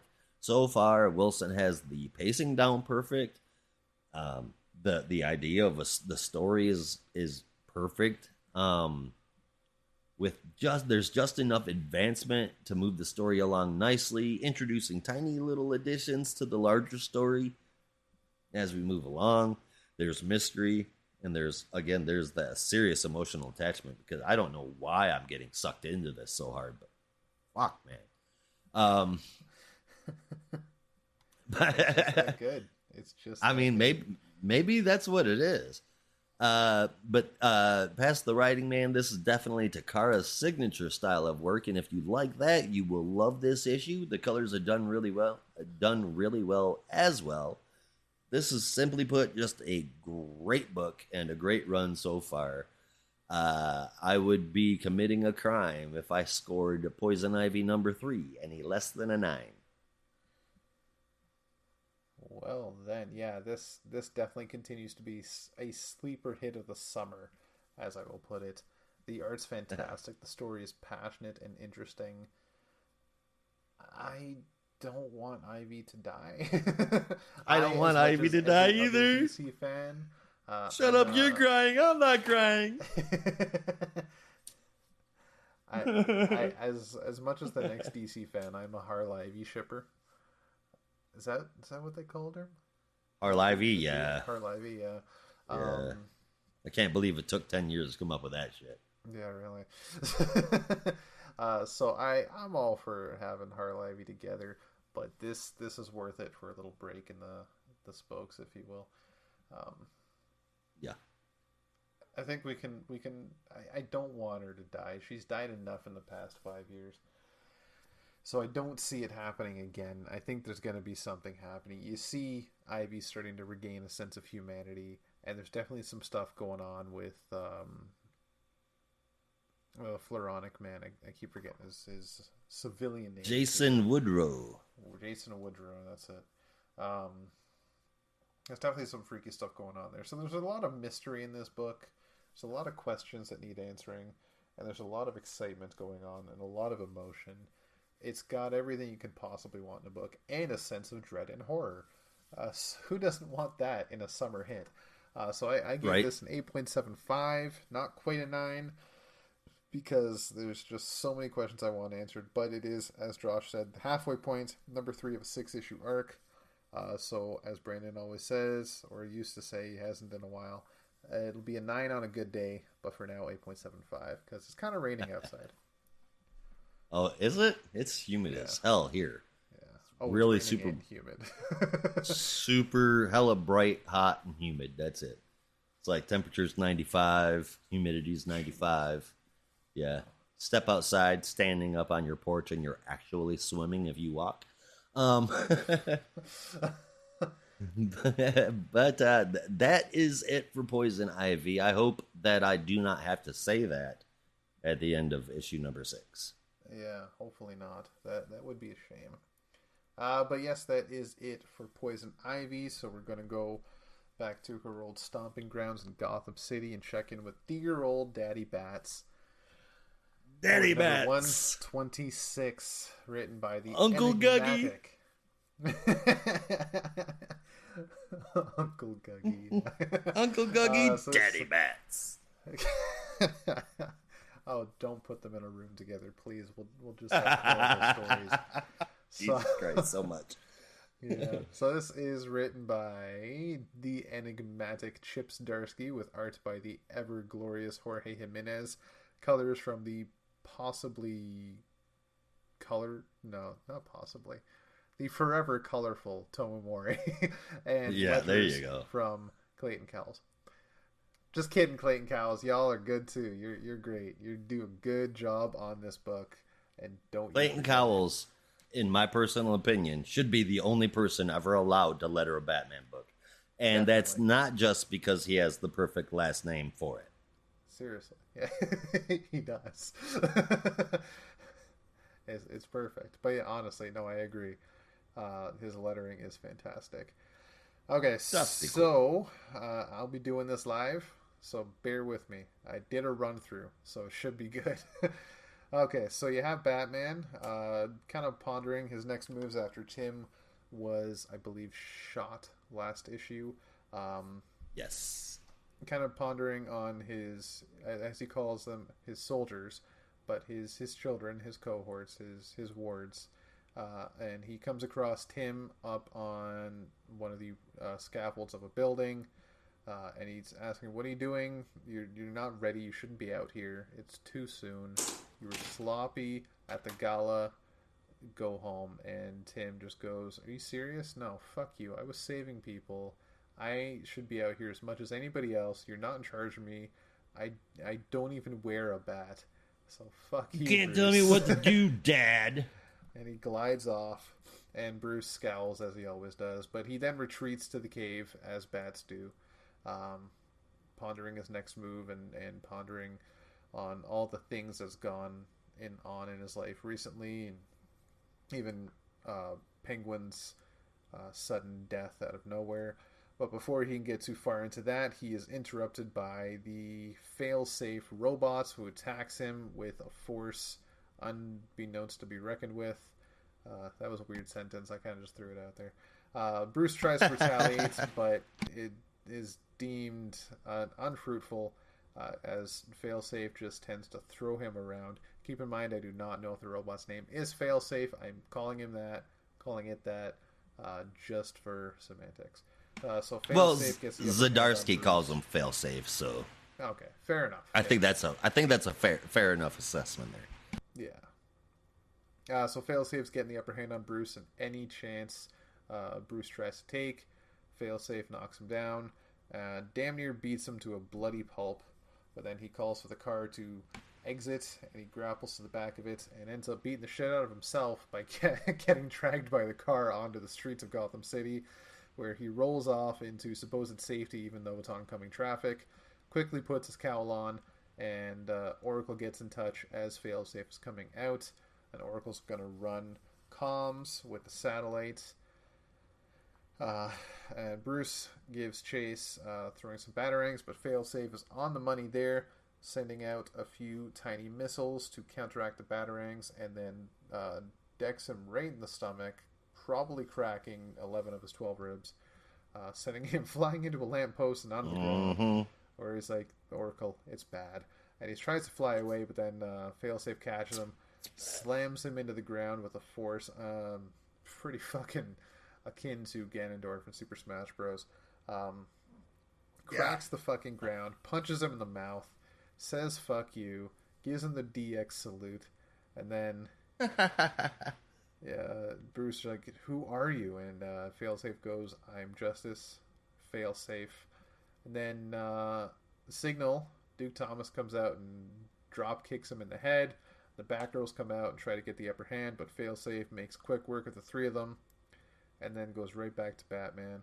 But then Duke gets back up, kicks Failsafe in the head, and then Bruce turns around after hearing somebody say, "I've got you," and Tim is there with the Batmobile, picks Bruce up, as Failsafe hits Duke in the head one more time, seemingly knocking him out. So Tim and Bruce head off as Bruce is saying, "Failsafe, I know him, he's so familiar." But Tim just thinks he has a concussion, so they drive off in the Batmobile to get him to the cave, where Leslie Tompkins is waiting to perform surgery, but Failsafe is giving chase. And as they turn a corner and Failsafe is giving chase, or gaining on them, Nightwing is coming in the opposite direction, and in the coolest fucking Dick Grayson moments in the past 10 years, as he's colliding with the Batmobile, puts his motorcycle on the hood of the Batmobile and sends it flying over, jumps off, the motorcycle explodes into Failsafe, and Nightwing lands, pulls out a baton, and him, Signal, and the Batgirls surround it, waiting to fight. and it was so fucking cool. Man, you know what? So Where is Cyborg? you know, Because that shit needed a booyah.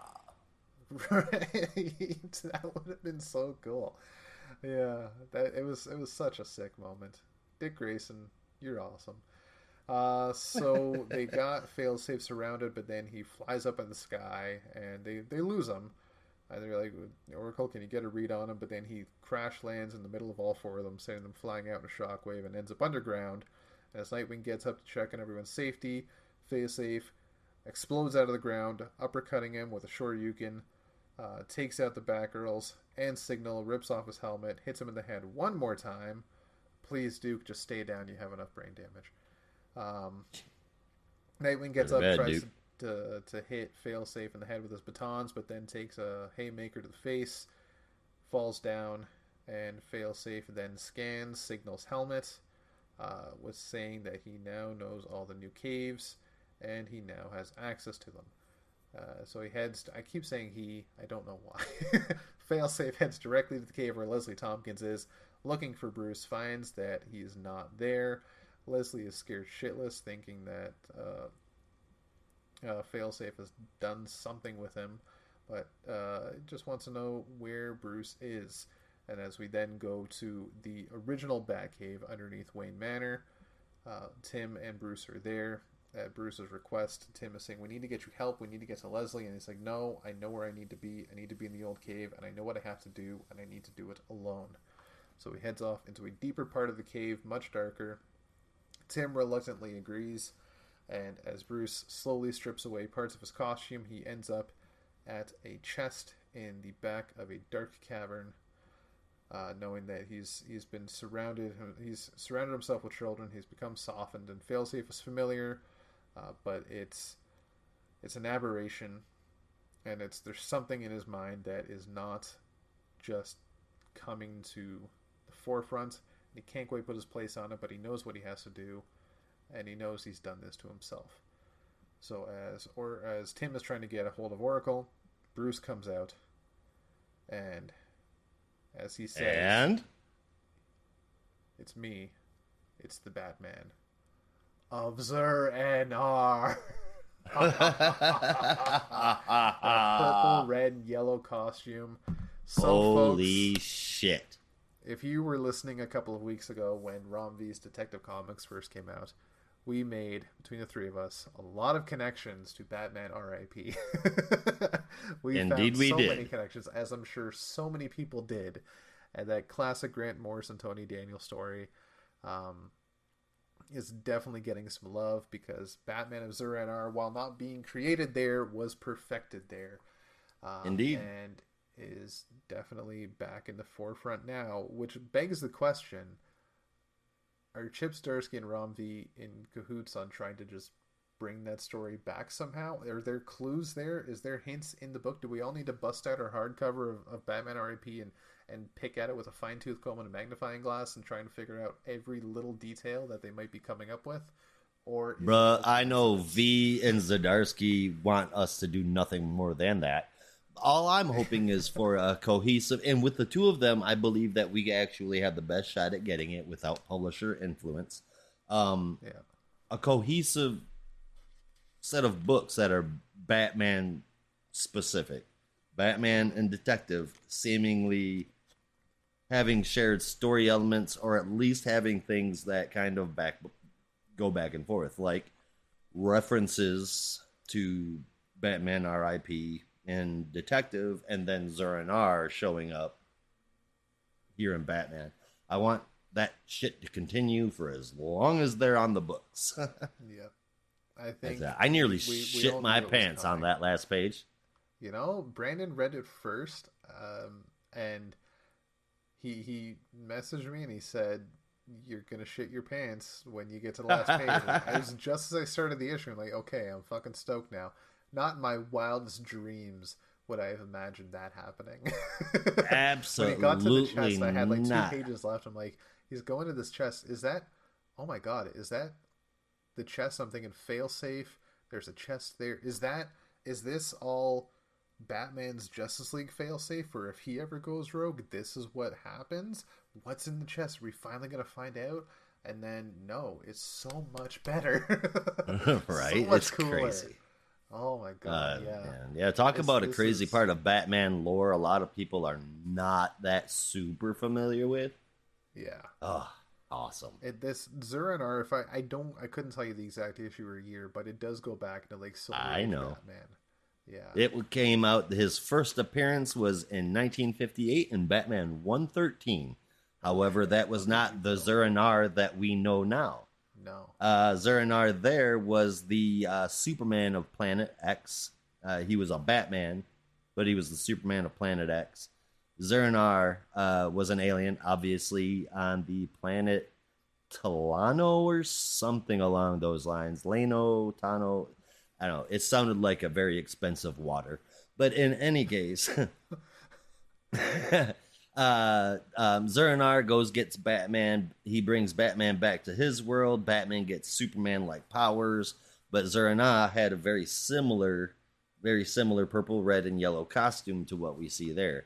And then again, as Rob mentioned here, Grant Morrison took over the Batman series in 2006. They began referencing classic moments from his career, Batman's career. They included all kinds of shit, including Batmite. Okay, Yeah. and they had Zur-En-Arrh. I don't know how many people are familiar with this or realize this, but Zur-En-Arrh was littered everywhere in that artwork, all over the damn place. It was you found it written on dumpsters. You'd find it seen on walls and tiny little corners of the art. Zur-En-Arrh, and it's like, what the shit? Yeah. And then it's Batman art IP where it reveals that Zur-En-Arrh is a backup personality that Bruce created in case he was ever mentally compromised. That's the only thing that really describes the current Zur-En-Arrh interpretation. Unless we're going to see, because I mean, let's be honest, that was what, 15 or so years ago. Yeah, about that. We could be seeing a new interpretation of this. However, given that Zdarsky is such a fanboy of comics himself, I don't see him taking this and twisting it too much. I think that's exactly what we're going to get, is a backup personality for Batman, one that Failsafe would not be able to know, one that Failsafe would not be able to guess the next move of. Yeah. That's my impression. Yeah. Is at the end of the day, what makes it so cool is leave it to Batman to, like, you know, in any situation, if I have no way out, if I have no contingency plan for a situation, I just have a backup personality that will have a contingency that I can just retreat into my own mind, and somebody else can come out and they can fix it. That's how fucking good Batman is. It's just wild, but such a good concept. Agreed. Yeah. So yeah, this is bloody great, and between this and tech, we're eating good today. We're eating fucking good for Batman books right now. So there's a lot. Yes, we are. But for the core titles, we're eating fucking good. Action comics, fucking good. Oh my god. Right. The classic titles that we've had for decades are at an all-time high. I gotta say, it's been pretty fucking good. Batman and Superman for sure have been knocking it out. Yep. For this, I gave a 9 out of 10. Just fucking fantastic. I honestly want to give it a 9.5. Yeah. Okay, I got a question for you though. Okay, so Bruce goes there and goes to the chest, and he says, "A failsafe for a failsafe," and then puts the costume on, comes back out, and he's Zur-En-Arrh. So who is the failsafe for a failsafe? Is Zur-En-Arrh the failsafe for the failsafe, or is failsafe the failsafe for Batman? I'm so confused. But I have a feeling that it'll get cleared up. Also, he says that only one person could have done this to him. But was it a villain or was it him? Was it Bruce himself? Did Bruce invent a failsafe to act out against him that he erased from his memory, which is why it feels familiar, which is, like the book says, strange for someone who remembers everything. Shit. Nice. Okay. So maybe your little history lesson on NAR, maybe we need to be looking at that. Maybe less at Batman R.I.P. and maybe looking at that a little more. To the original Zuranar? Yeah, because you have a good point that with the split personality, you have Bruce. The last thing he says is, "I've done this to myself," and then Zuranar comes out and says, "Only one man could have done this to me." But who is Zuranar talking about? Is he talking about Bruce? But then you say a failsafe or a failsafe. What's the failsafe there? Maybe this was all Bruce's fault, or maybe that classic origin might have some things to do again. I don't know. We'll see. Yeah. We shall see. We shall see. To me, right now, I think the most believable scenario, just coming off of this, is that Batman created a failsafe to fight against himself.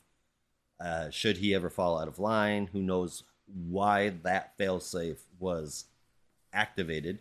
But I have a feeling that that's exactly what it was. He created this robot that knew everything about him and would be able to take him down in a heartbeat.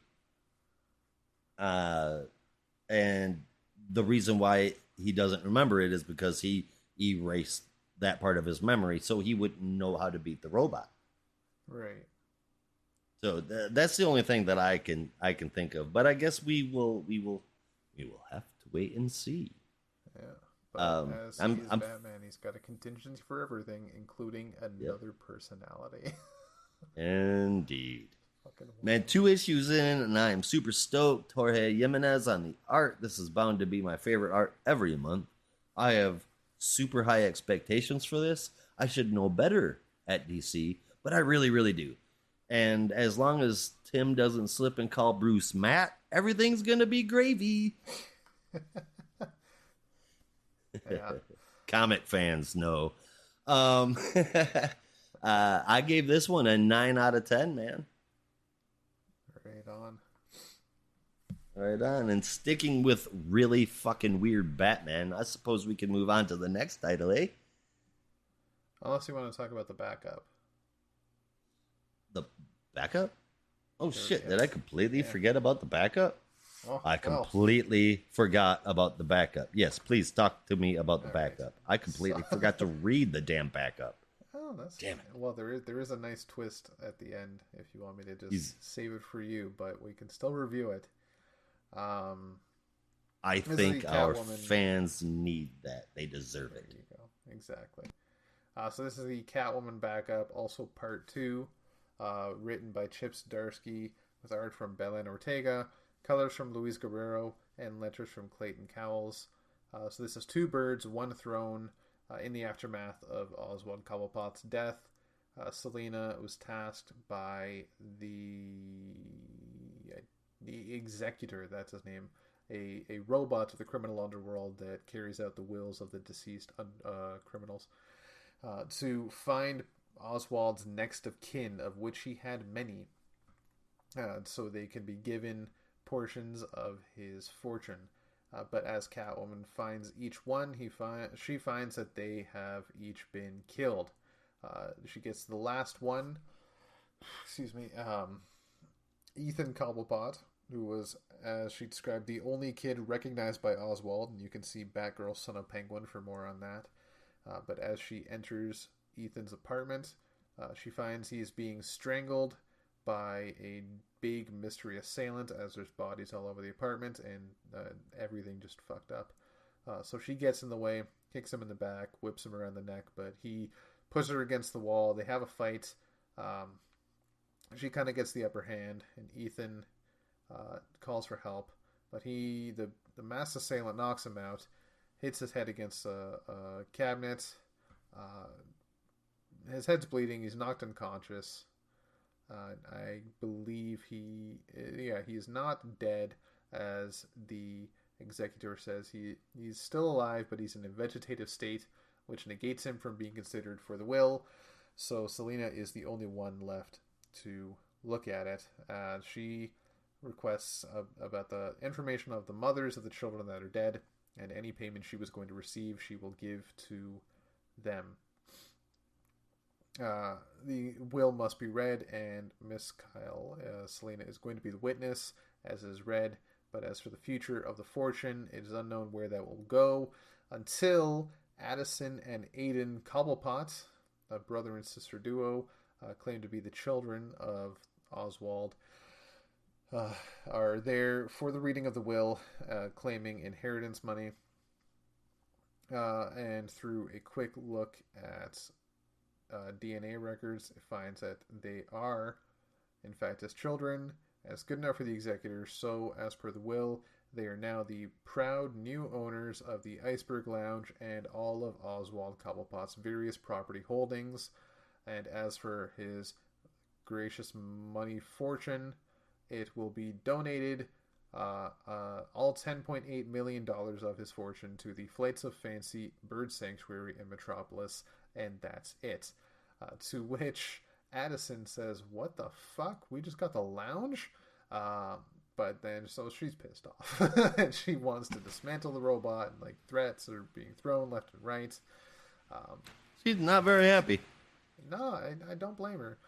Selena steps in the way, says, "Hey, you got more than enough. Let's just calm down." And then the brother Aiden steps in, and kind of pushes Selena off and says, "Don't touch my sister." Okay, no problem here. Didn't want to get in the way of anything. But she notices Aiden's cufflink in the shape of a wing, which is exactly the same cufflink that the masked assailant had, that was killing all of Oswald's children.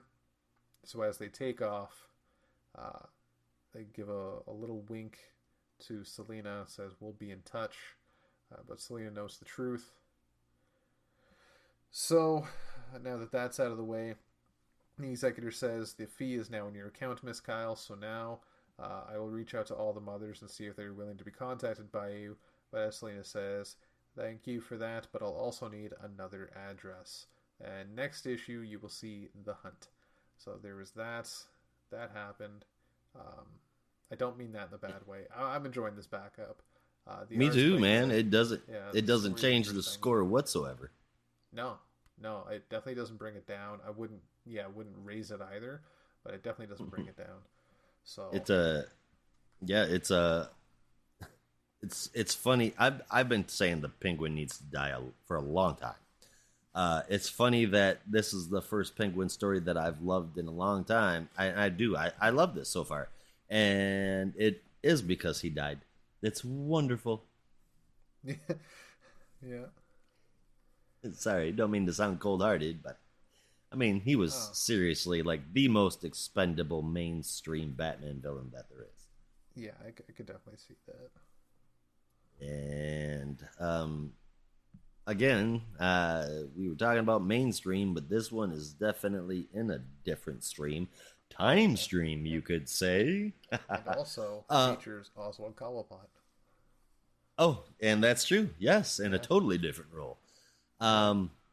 Giving a shit about kids. Oh, wow, look at all these connections, DC. All right. The only world where the Penguin gives a shit about is kids. Right? It's when they belong to Harvey Dent. Yeah. Written by Jeff Johns, Tim Sheridan, and Jeremy Adams. Art from Zermanico. Colors by Romulo Fajardo Jr. with art on pages 21 and 22 from Mikhail Yanin and colors from Jordi Belair. Rob Lee brought the letters, and it is wrapped in a pretty-ass cover from Mitch Garrett's. I'm sorry, Mitch, I will never know how to say your last name correctly. But I'm always going to call you Garrett's. This one starts out with Dr. Batman performing an autopsy on Eobard Thawne and removing all of the clock pieces that were placed inside of his body. This is his obsession. He even says as much. He cares about nothing but catching the Clockwork Killer. Meanwhile, Oswald loses Dexter, the aforementioned Two-Face's kid, while Dexter sneaks and grabs some equipment to dress up as Dr. Batman's Robin, kind of. Help me. Do you have any idea why his Robin's shirt would have a GR on it? Is there something I forgot? It's Gotham something. I don't know why. There's a. If that's the case, what's the R for? I'm not sure. Is it Grobbin? Is he a gremlin? Who knows? If it's Grobbin, we're grabbing at straws. I don't know. Yeah, right. Grobble. So, yeah. Besides that, we'll move on. Anyway, Dr. Batman has finally removed all of the pieces of the clock and reassembled them. Oh, I forgot to... Yeah, so Dexter sneaks out, grabs some of the equipment to dress up as Robin, and then leaves. Then we go back to Dr. Batman. He's retrieved all of the pieces of the clock, and he has reassembled them, rebuilding an entire clock. There's one problem, and Oswald points it out. There's one gear left over. It takes him a few minutes of thinking, but then he realizes he did not leave out a part building that clock. He knows where that extra clock gear came from. He knows the clock personally. It was a wedding gift, and it hasn't worked in forever. And for those of you that are curious, it would be the grandfather clock that we infamously know if you adjust the hour hand. It allows access to the Batcave. It is that grandfather clock that was smashed. So he knows who the killer is. I think Dexter does too. He went to go see his mom, Two-Face, at Arkham Asylum, sneaking in and clobbering the security guards, even though he's got no real fight training whatsoever. He has been taught explosives, though. He finds his mom. He's not fazed by her face at all. They hug, and she starts talking to him. And it gets confusing for like a minute there because two other people are showing up in the captions too. Or at least it seems that way anyway. There's his mom, Mrs. Den. I can't remember what her first name is supposed to be. Her Two-Face side. And then another voice that comes from somewhere else. A wall slides open after you hear it go, or after you see it go, and the wall slides open, which seems really odd for Arkham Asylum to have that kind of shit in there. But in any case, it's there. And that is when out steps one Martha Joker, owner of said voice. Oh boy. Yeah. Meanwhile, on our Earth, blue shift power seems to be exploding within the Batcave that should not be. And what's his face that I can never remember, the mini Davy Crockett. He tells... Do you remember his name? Not off the top of my head, no. Yeah, me either. I'll never remember his name. Anyway, Mini Davy Crockett tells Bruce that this time he doesn't know everything about everything. That's because he's not Batgod. Okay. So from issue 1, there's been nothing of importance revealed that you couldn't see coming from a mile away. And when there was a surprise, or at least something that felt like it was supposed to be, it feels super lackluster and boring, like revealing that Martha Joker is alive. Who gives a shit? For a book that is supposed to be affecting, we're at 3. It's got 6, right? And it's supposed to be working toward a story that affects the DC universe at large, everywhere, especially the JSA. And I have yet to see how this is affecting anybody other than Harvey Dent's kid. Yeah. I don't see it affecting anybody other than that 3 issues in. And that kind of, you got 2 issues left. Maybe, is it just a 5-issue run? I wrote down there's only 2 issues left. And I truly can't tell why this was ever even needed. I can't tell why this was ever even wanted. This it feels like it feels simply like a vanity project for Johns. Maybe in an effort to redeem himself after his last few DC contributions, which all have been horrible. Who knows? But this story is unnecessary and boring. It has some damn good art. And no offense to Zermanico, because he is definitely one of my favorites. But those last 2 pages by Mikel Janin are just stunning. And Belair kicks ass with the colors on it. With this issue, man, with this whole damn title, I just can't figure out what the appeal is. What is the point? What is this book supposed to be?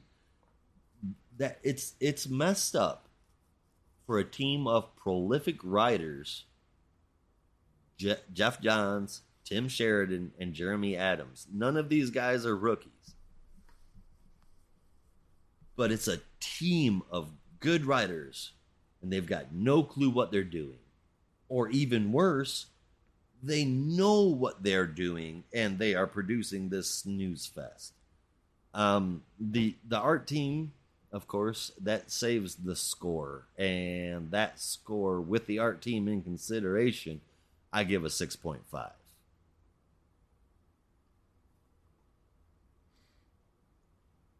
Yeah, so we're kind of on the same wavelength. Our notes are in cahoots. Are we more than a point away from each other? We are not more than a point. Okay, great. Yeah, so we're almost there. So yeah, I'll admit I didn't see the Joker being alive again because, as you said, who cares? She had her throat slashed. She bled out. She died in Thomas's arms. I don't care what fucking comic book this is. How the hell do you come back from that? Then again, this whole world supposedly died twice now. So who fucking knows? And the next question I had, the only other point I wrote down is, what's this about again?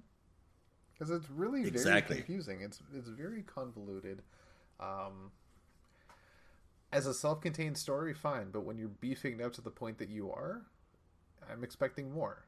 And when I realize when you're claiming that it's going to affect the DC universe at large, especially the JSA, which those words come right from Johns himself. Yeah. I don't get it. I just don't get it. Sorry, I keep interrupting you. No, you're fine. Like, after 3 Jokers, I'm always a little weary about Johns now. I'll give 3 Jokers, Shazam, right, Doomsday Clock. I mean, yeah. I'll give him the benefit of the doubt right now because there is still that stuff with Batman and the mini Time Master going on. There's stuff going on there that very much is tying into Doomsday Clock and Dodger Manhattan. There's definitely some shit going on there. So if this is a pseudo sequel to Flashpoint and Doomsday Clock, then yeah, I could see the JSA being involved because they were kind of involved in Doomsday Clock. But there is 2 issues left. You're right. There is 2 issues left, and that's because we got the number wrong. It's number 4 right now. We're on number 4. Oh, well, shit. So that makes it worse because you were reading it as we were 3 issues in. We're halfway, and all this shit hasn't been explained. But in fact, we're 4 issues in. Past halfway, 2 issues left. Yeah, and you have to figure out how. I mean. Doesn't it help that we only get 2 to 3 issues of the Batman, like Bruce Wayne story? Each the issue, button, so the clockwork, go on there. The Doomsday Clock, all of it. It could have been good. It took you 780 decades to come up with an idea and another 30 to release it. You should have just left it alone. Yeah. You should have just that whole Bat God thing where he says that there's 3 Jokers.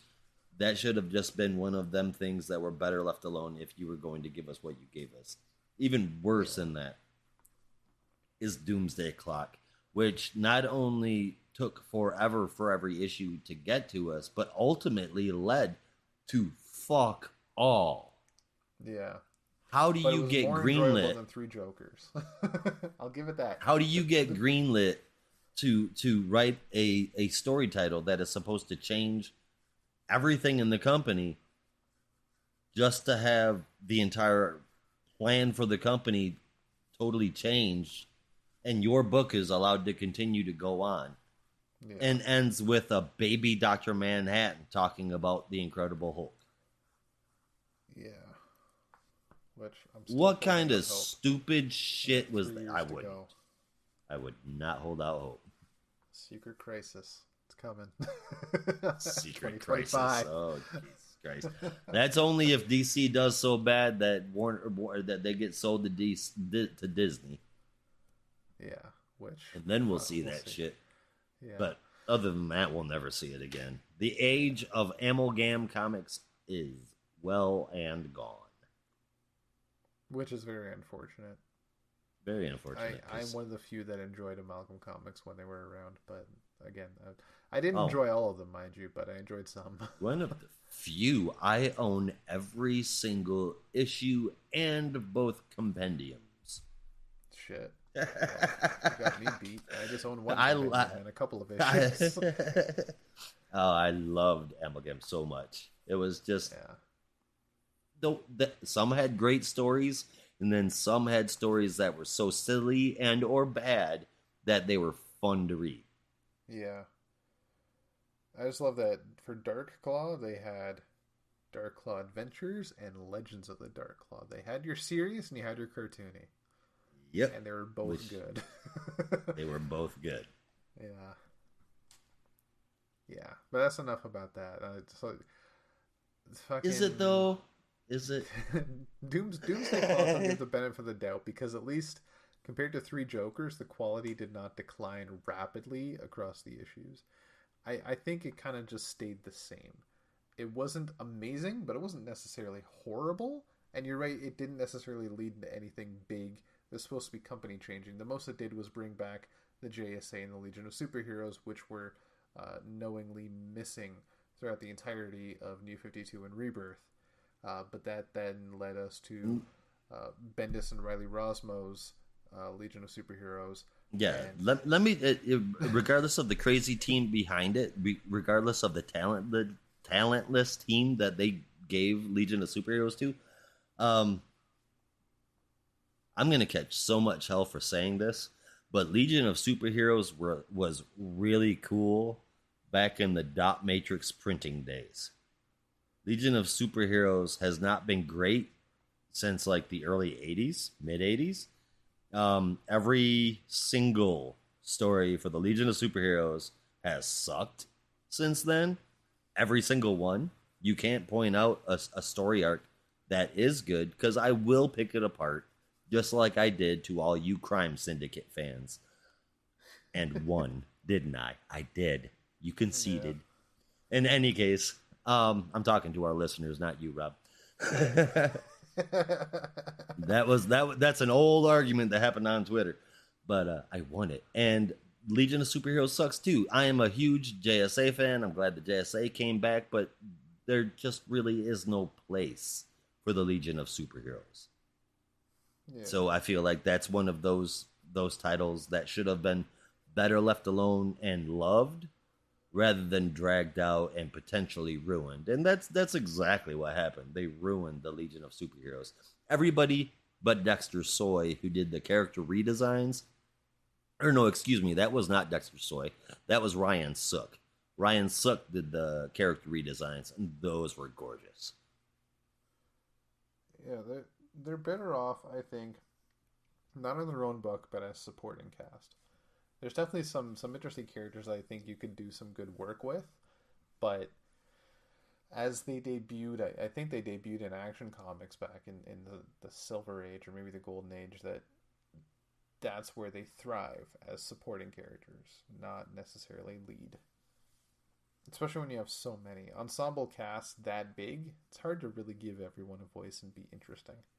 Yeah, nope, can't do it, man. You just can't do it. You need a team of 5 or less. period. Yeah. And 5 or less, you cannot have all 5 people together. Like, I'll bring up, Brandon and I were always going on about the Lightning Saga from Justice League, which features some Legion characters. And funny you mentioned, I think there was only 5 Legion characters in that story. So there you go. There and it you was go. really good, and they did well as characters in that story, I think. But I don't know. Point is, okay. Jeff Johns didn't even give us JSA after fucking Doomsday Clock. But that's nope. He went on and wrote he went on and wrote a shitty Shazam story that also took us forever to get. Yeah. Anyway, Which I still didn't dislike. I enjoyed that one, but I didn't dislike it either. It was just like Saturday morning cartoon shit. Hey, are you my dad? I don't know. No, I'm not your dad.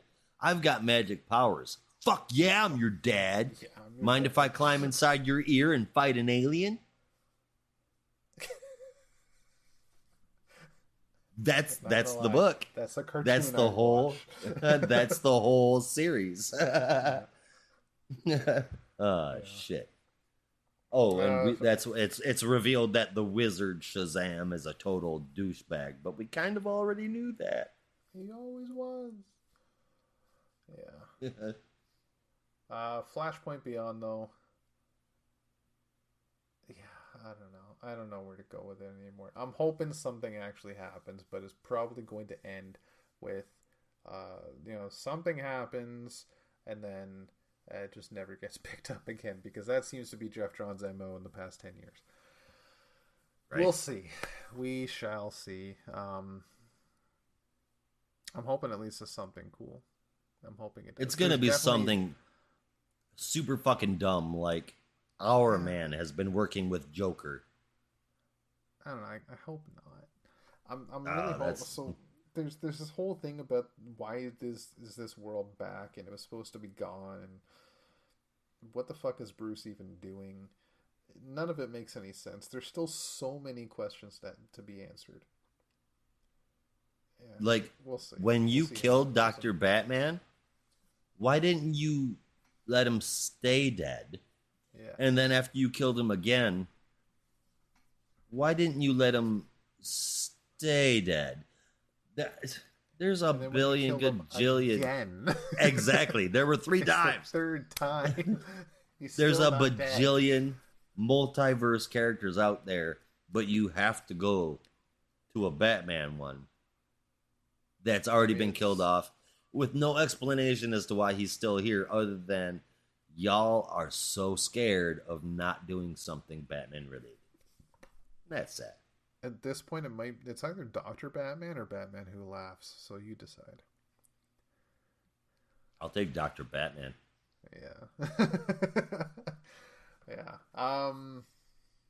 Nope. If Batman Who Laughs ever comes back for a story arc, I will be tweeting live. I will be streaming live, complaining about it until DC sues me for harassment.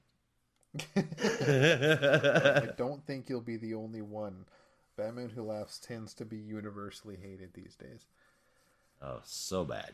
So bad. So dumb. So dumb. Alright, so Beyond number 4, I gave a 7.5, but just thinking about the fact that it's actually issue 4, and there's a lot of questions, so I'll dig the mystery, but it's 2 issues left, and not much has really happened in the first 4. So I'm dropping that bad boy down to a 7. So we're still in the ticket. We're still in the ticket. 6.5. We're half a point away.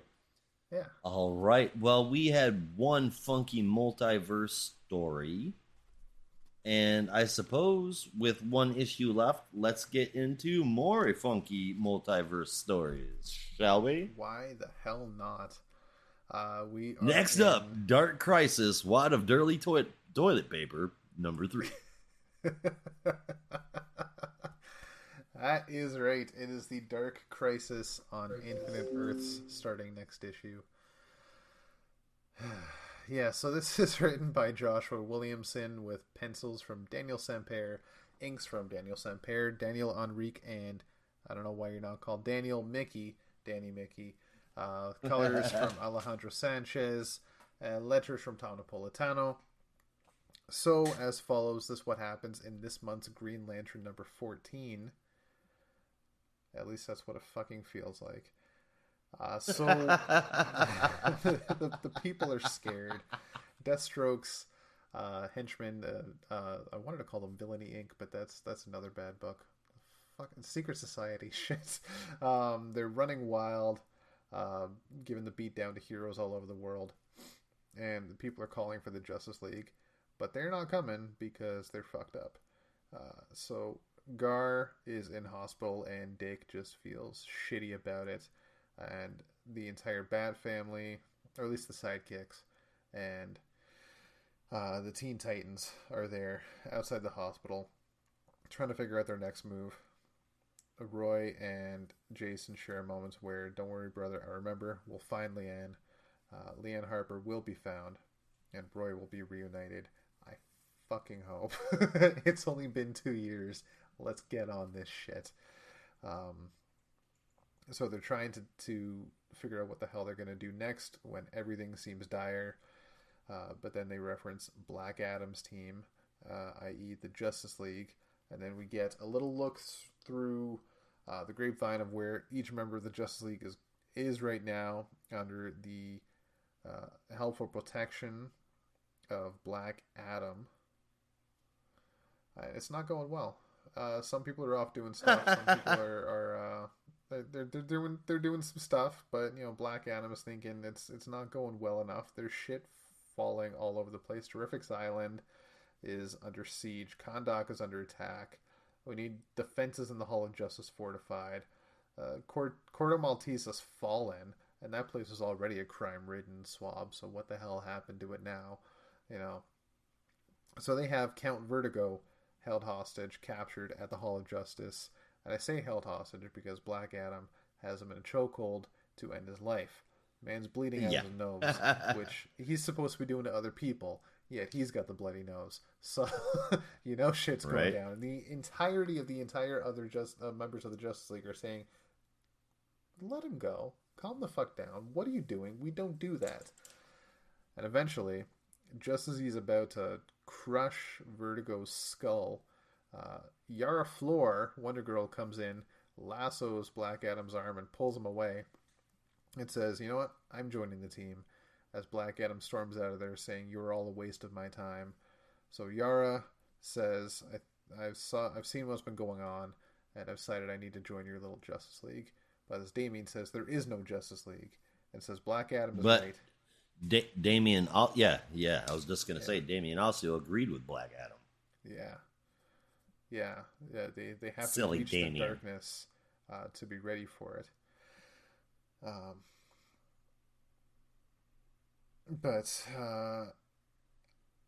So John is saying, like, what a Justice League does is it gives hope. And Damian goes, maybe that's why they died. But then they are interrupted by people flying in the sky saying, if there is no Justice League, how about a society? And sorry, Jeff Johns, somebody beat you to it. The Justice Society arrive to help out the entire fucking Justice Society. We have both Wildcats. We have Our Man. Fuck, I wanted to call him Extant for some reason. Fucking Obsidian, Green Lantern. Did I say Our? Okay, I need to go and clock. I'm going all over the place. I'm getting lost. Okay, we have the Hawkman and Hawkwoman. That is Shayera Hall, I believe, not Kendra Saunders. After these messages, we'll be right back. Sorry. Didn't mean to do that. It's about an hour All late. Right. So you have both Hawks, Hawkman and Hawkwoman. We've got Power Girl, Cyclone, female Wildcat, whose name I don't actually remember. Jade, Obsidian, Alan Scott, isn't it Green just Lantern. Wildcat? Well, I mean, the civilian name. The hero name is just Wildcat, but Ted Grant is also here. Both Wildcats are here. You have Dr. Midnight, Our Man, Jakeem Thunder, the new Dr. Fate, and Mr. Terrific, and Atom Smasher. Pretty much the entire Justice Society minus Jay Garrick, who was off with the Flash family. So look forward to that is Hawk Woman and Hawk Girl. I had to go grab the book and open it back up. Can you answer me one question I forgot to write down? Oh, wait, never mind. I'm an idiot.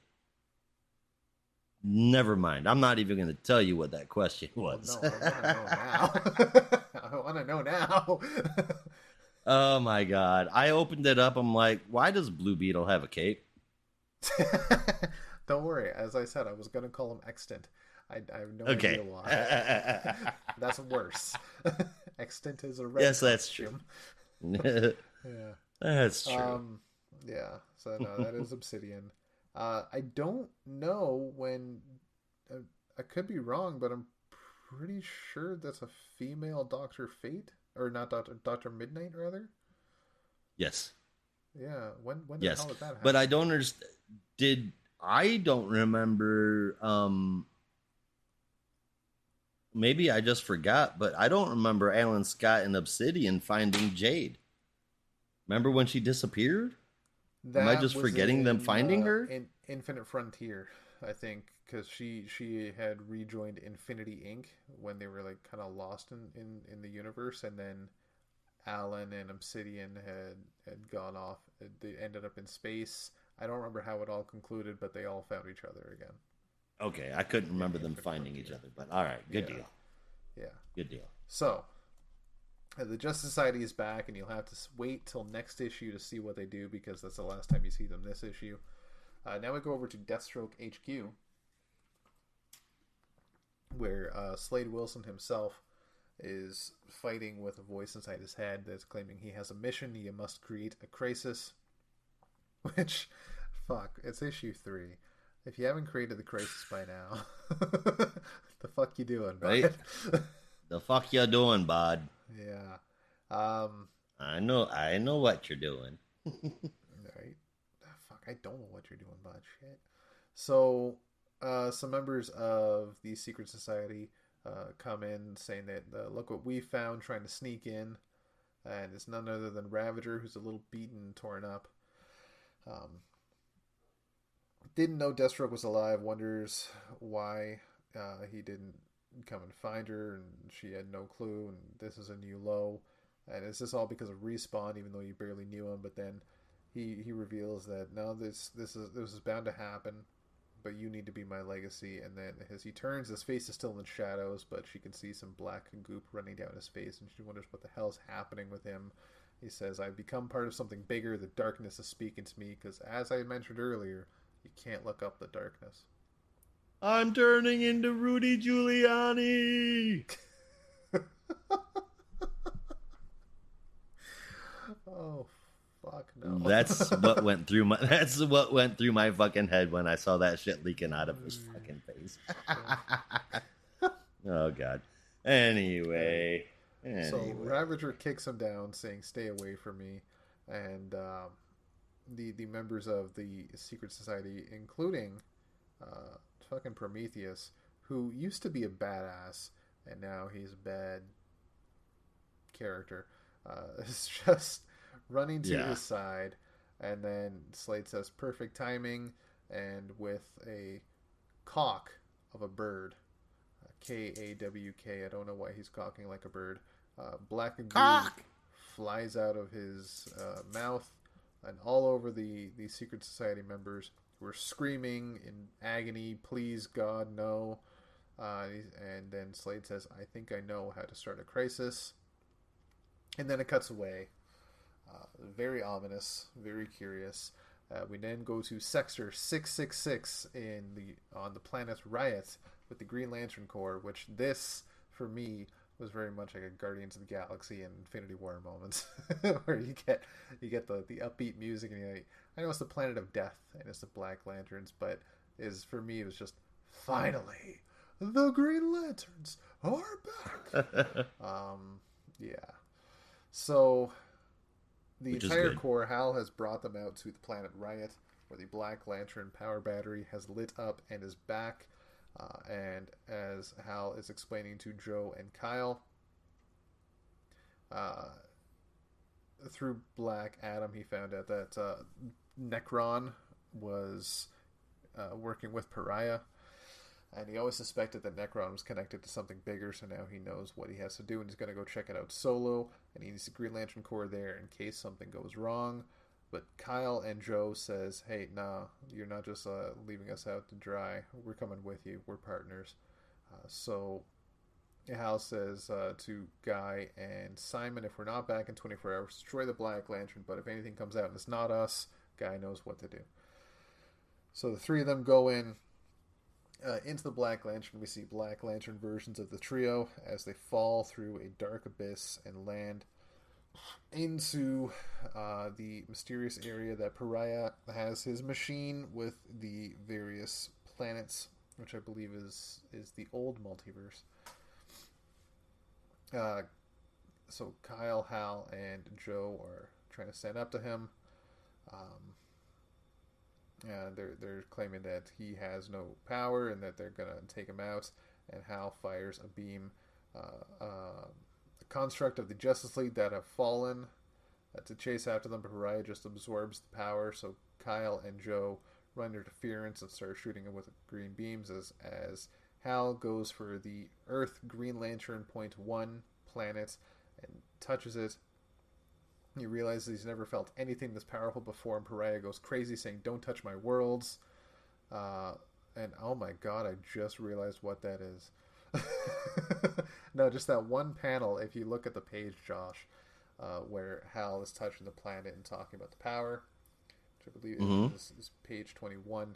That third panel on the right there, does that not look anything like that one cover of Green Lantern, Green Arrow?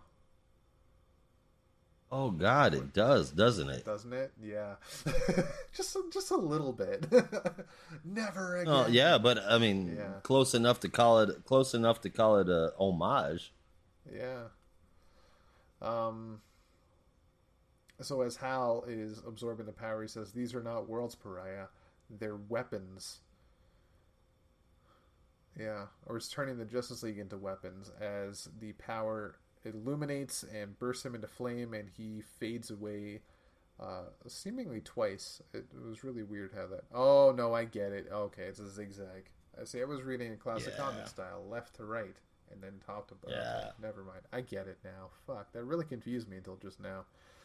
So he wakes up without his ring. He's in his bomber jacket. And he wakes up on a planet that is very green.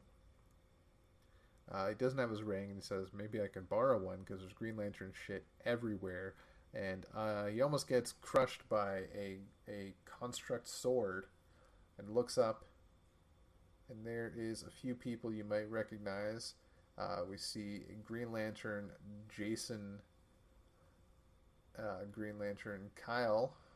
Fuck, what? Oh my god, Jason. I want to say Jason Blood. Why am I blanking on his bloody name? Red Hood. Jason Todd? Jason Todd. Fuck, I could not think of the name Todd. Holy that's shit. Okay. Wow. Oh my god. See Green Lantern Kyle Rayner as like a judge, jury, and executioner type deal. Green Lantern Jason Todd, and I believe that is Green Lantern Natasha Irons in her steel outfit, or armor. Yeah, rather. that's Natasha Irons, and definitely Jason Todd. Yeah. Is the one in the middle. That's Kyle Rayner, right? I definitely want to say that's Kyle, just based on the hair. That's kind of where I was shouts at going. Hal, says, "You are not welcome on this world. This is Sector John Stewart." And Hal goes, "Sector what now?" That's all we see for now. I imagine we'll see them again in Worlds Without a Justice League Green Lantern #1, coming out at some point in the next few months. It might be this month, actually. It's either this month or this month is Wonder Woman. I don't remember. But then we cut into the meanwhile with the epilogue. Black Adam has flown off to a swamp-like area. He's talking to somebody off panel, saying, "Are you aware of what has happened? Deathstroke is out of control, and the heroes left behind don't understand. They didn't see what I saw, that the Justice League is never returning. They're too concerned with hope, but I believe it is time for doom." And on the last page, you see the Legion of Doom in full force. And this isn't even the Legion of Doom, though. I feel like this is just a random grab bag of bad guys. Well, you have the core Legion of Doom there. Ish. And We've got a whole bunch of extras. We've got Lex you got Luthor, Lex Luthor, Sinestro, Punchline, Cheetah, Black Manta, and Gorilla Grodd, and Vandal Savage, and Vandal who Savage, is supposed to be a good guy now. Dead. Yeah, well, Was dead. he That's dead? true. Yeah, Died I as guess, a good guy. technically He's a too. part of the DC Illuminati, whatever they're called. I forget. Oh yes, But that's yeah, right. I forgot they're about that. dead. Yeah. Lex Luthor, But- Punchline, Vandal Savage, Scarecrow, Grodd, Black Manta, Cheetah, Sinestro, the Flash Rogues, or at least Yeah, all of Captain Cold, Glider, Captain Bang, Boomerang, and Mirror Master. I want to say I don't think that's top. No, The only one I don't know. Weather Wizard and Heat Wave. Oh, is it Weather Wizard? Yeah. Oh, maybe. The costume looks like That Weather is Wizard, so I could be wrong, but Okay, maybe it is, but that is definitely Captain Boomerang. That's not Heatwave. no. Captain Boomerang is next to Heat Wave. He's between Cold and Heat Wave.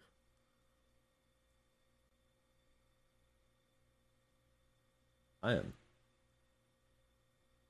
Oh, you mean all the way in the back? That's Weather Wizard. So Floating in the black and the gold? Sinestro. Yeah. I'm sitting so here then- looking at fucking. Okay, all right. I'm sitting here looking at who you're calling Heatwave, and I was thinking that was Mirror Master, and I thought we were talking about the same fucking dude. Oh. Nope. That I was like, that doesn't look like fucking Weather Wizard at all, man.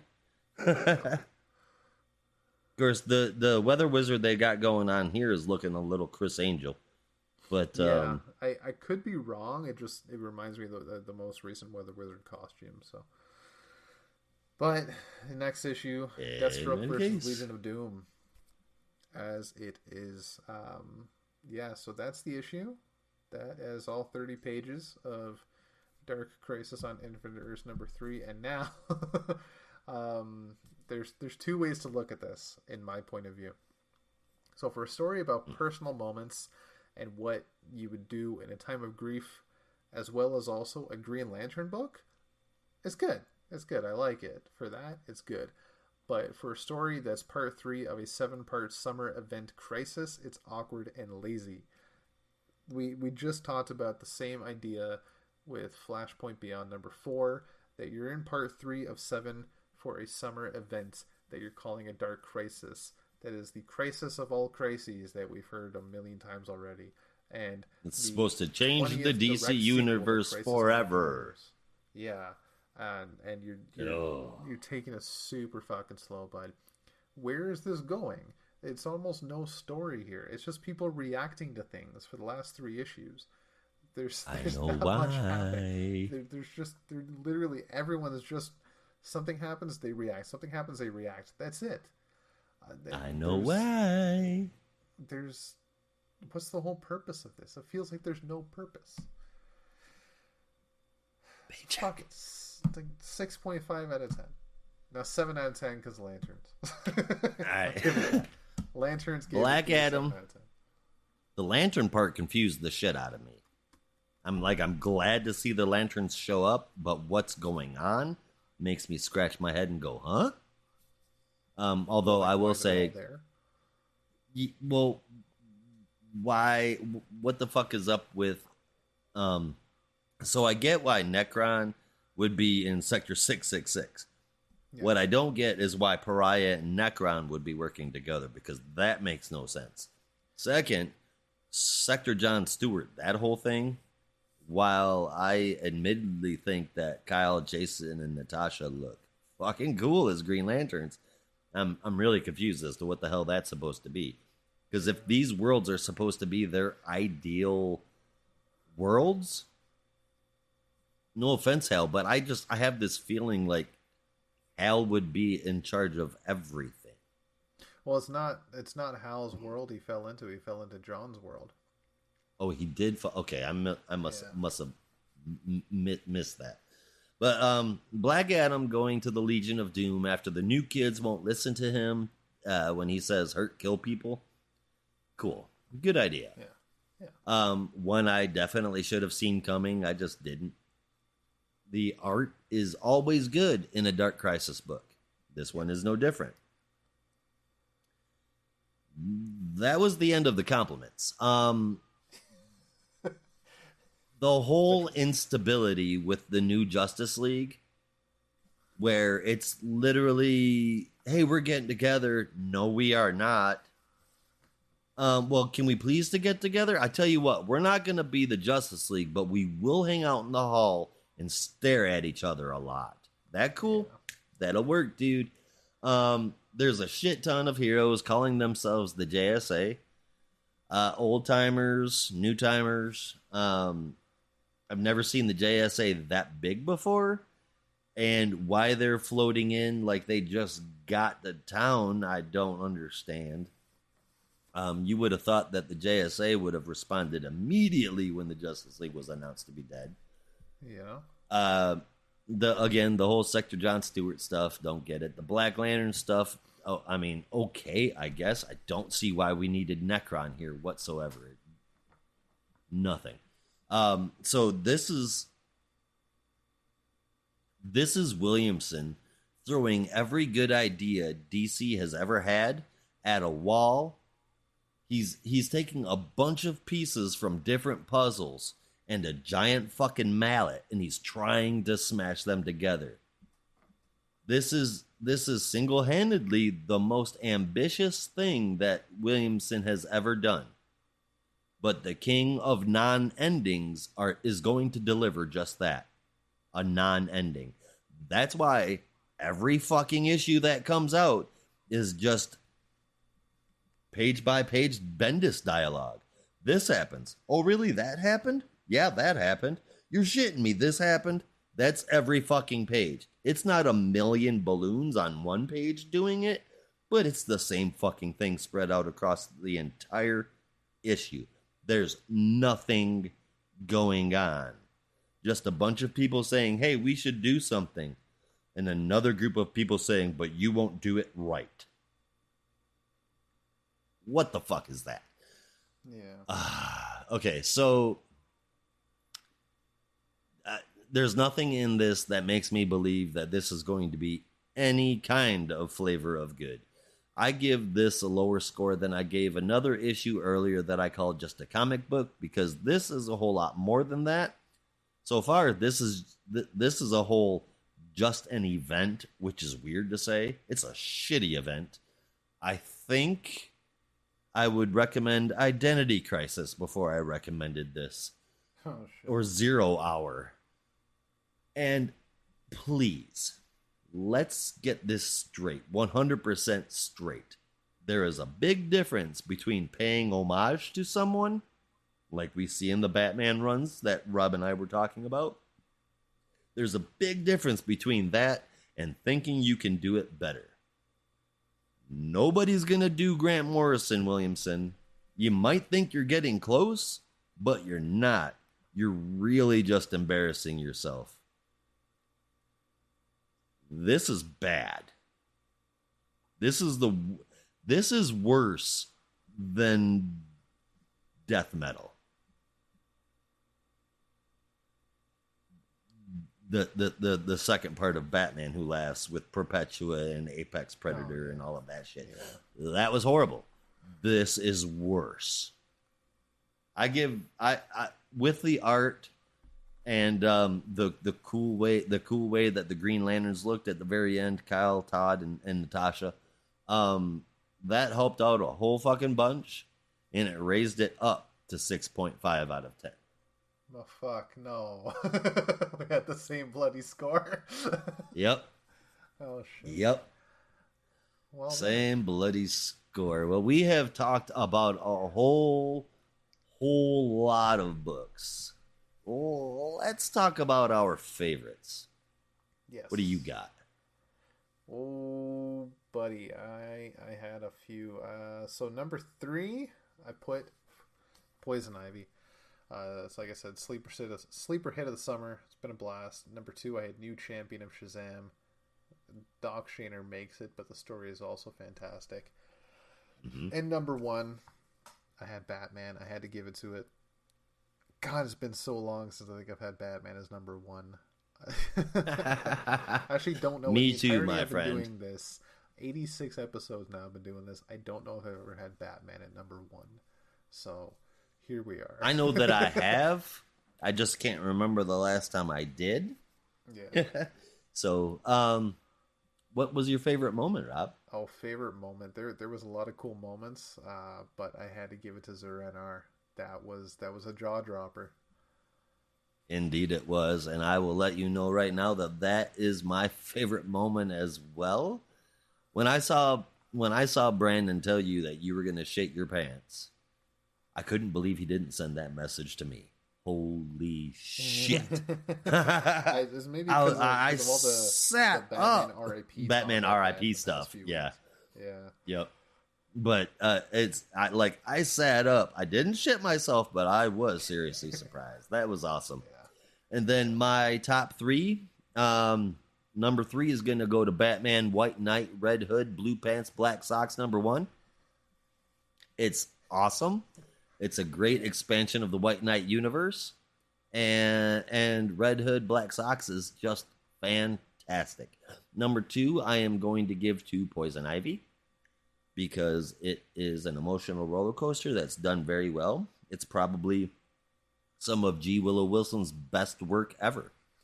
And number 1, I am going to have to give to Batman 126. This is sick. Why hasn't Zdarsky been on Batman way sooner than this? Yes. Please. But, yeah, at least not for a while, man. And you know what? Before you leave, make sure we're not going to get anything fucking stupid like his Dark Designs before you take off. Please. Just please. Yeah. Please. Fuck. Last time we had good runs, that's where we ended up. Yeah. The designer, which was surprise, the Joker, who we all fucking knew because all of his stuff was green mist. Ugh. Anyway, that fucking run pissed me off so much. But speaking of things that piss me off, or at least things that we are not impressed with, I do believe it is time for The biggest thinker. Oh, that's nasty. Well, I think that is up to everyone's individual opinion, Cleveland, but I do agree that these ones are pretty gross. Yeah. What is your biggest stinker, Rob? Okay, I had a hell of a time picking this, but I think it's Batman Killing Time. Like, the art was good, but the story was just, what the fuck happened? I don't know what this was about still. The whole run was bad. All right, I have a bit of a tie for my biggest stinker, but you know how I feel about ties. So, yeah, I'm going to ask you a question first. Okay. Which one is worse than the other? A story that says it will be something and wants to be good, but it doesn't know what that something is or how to be good.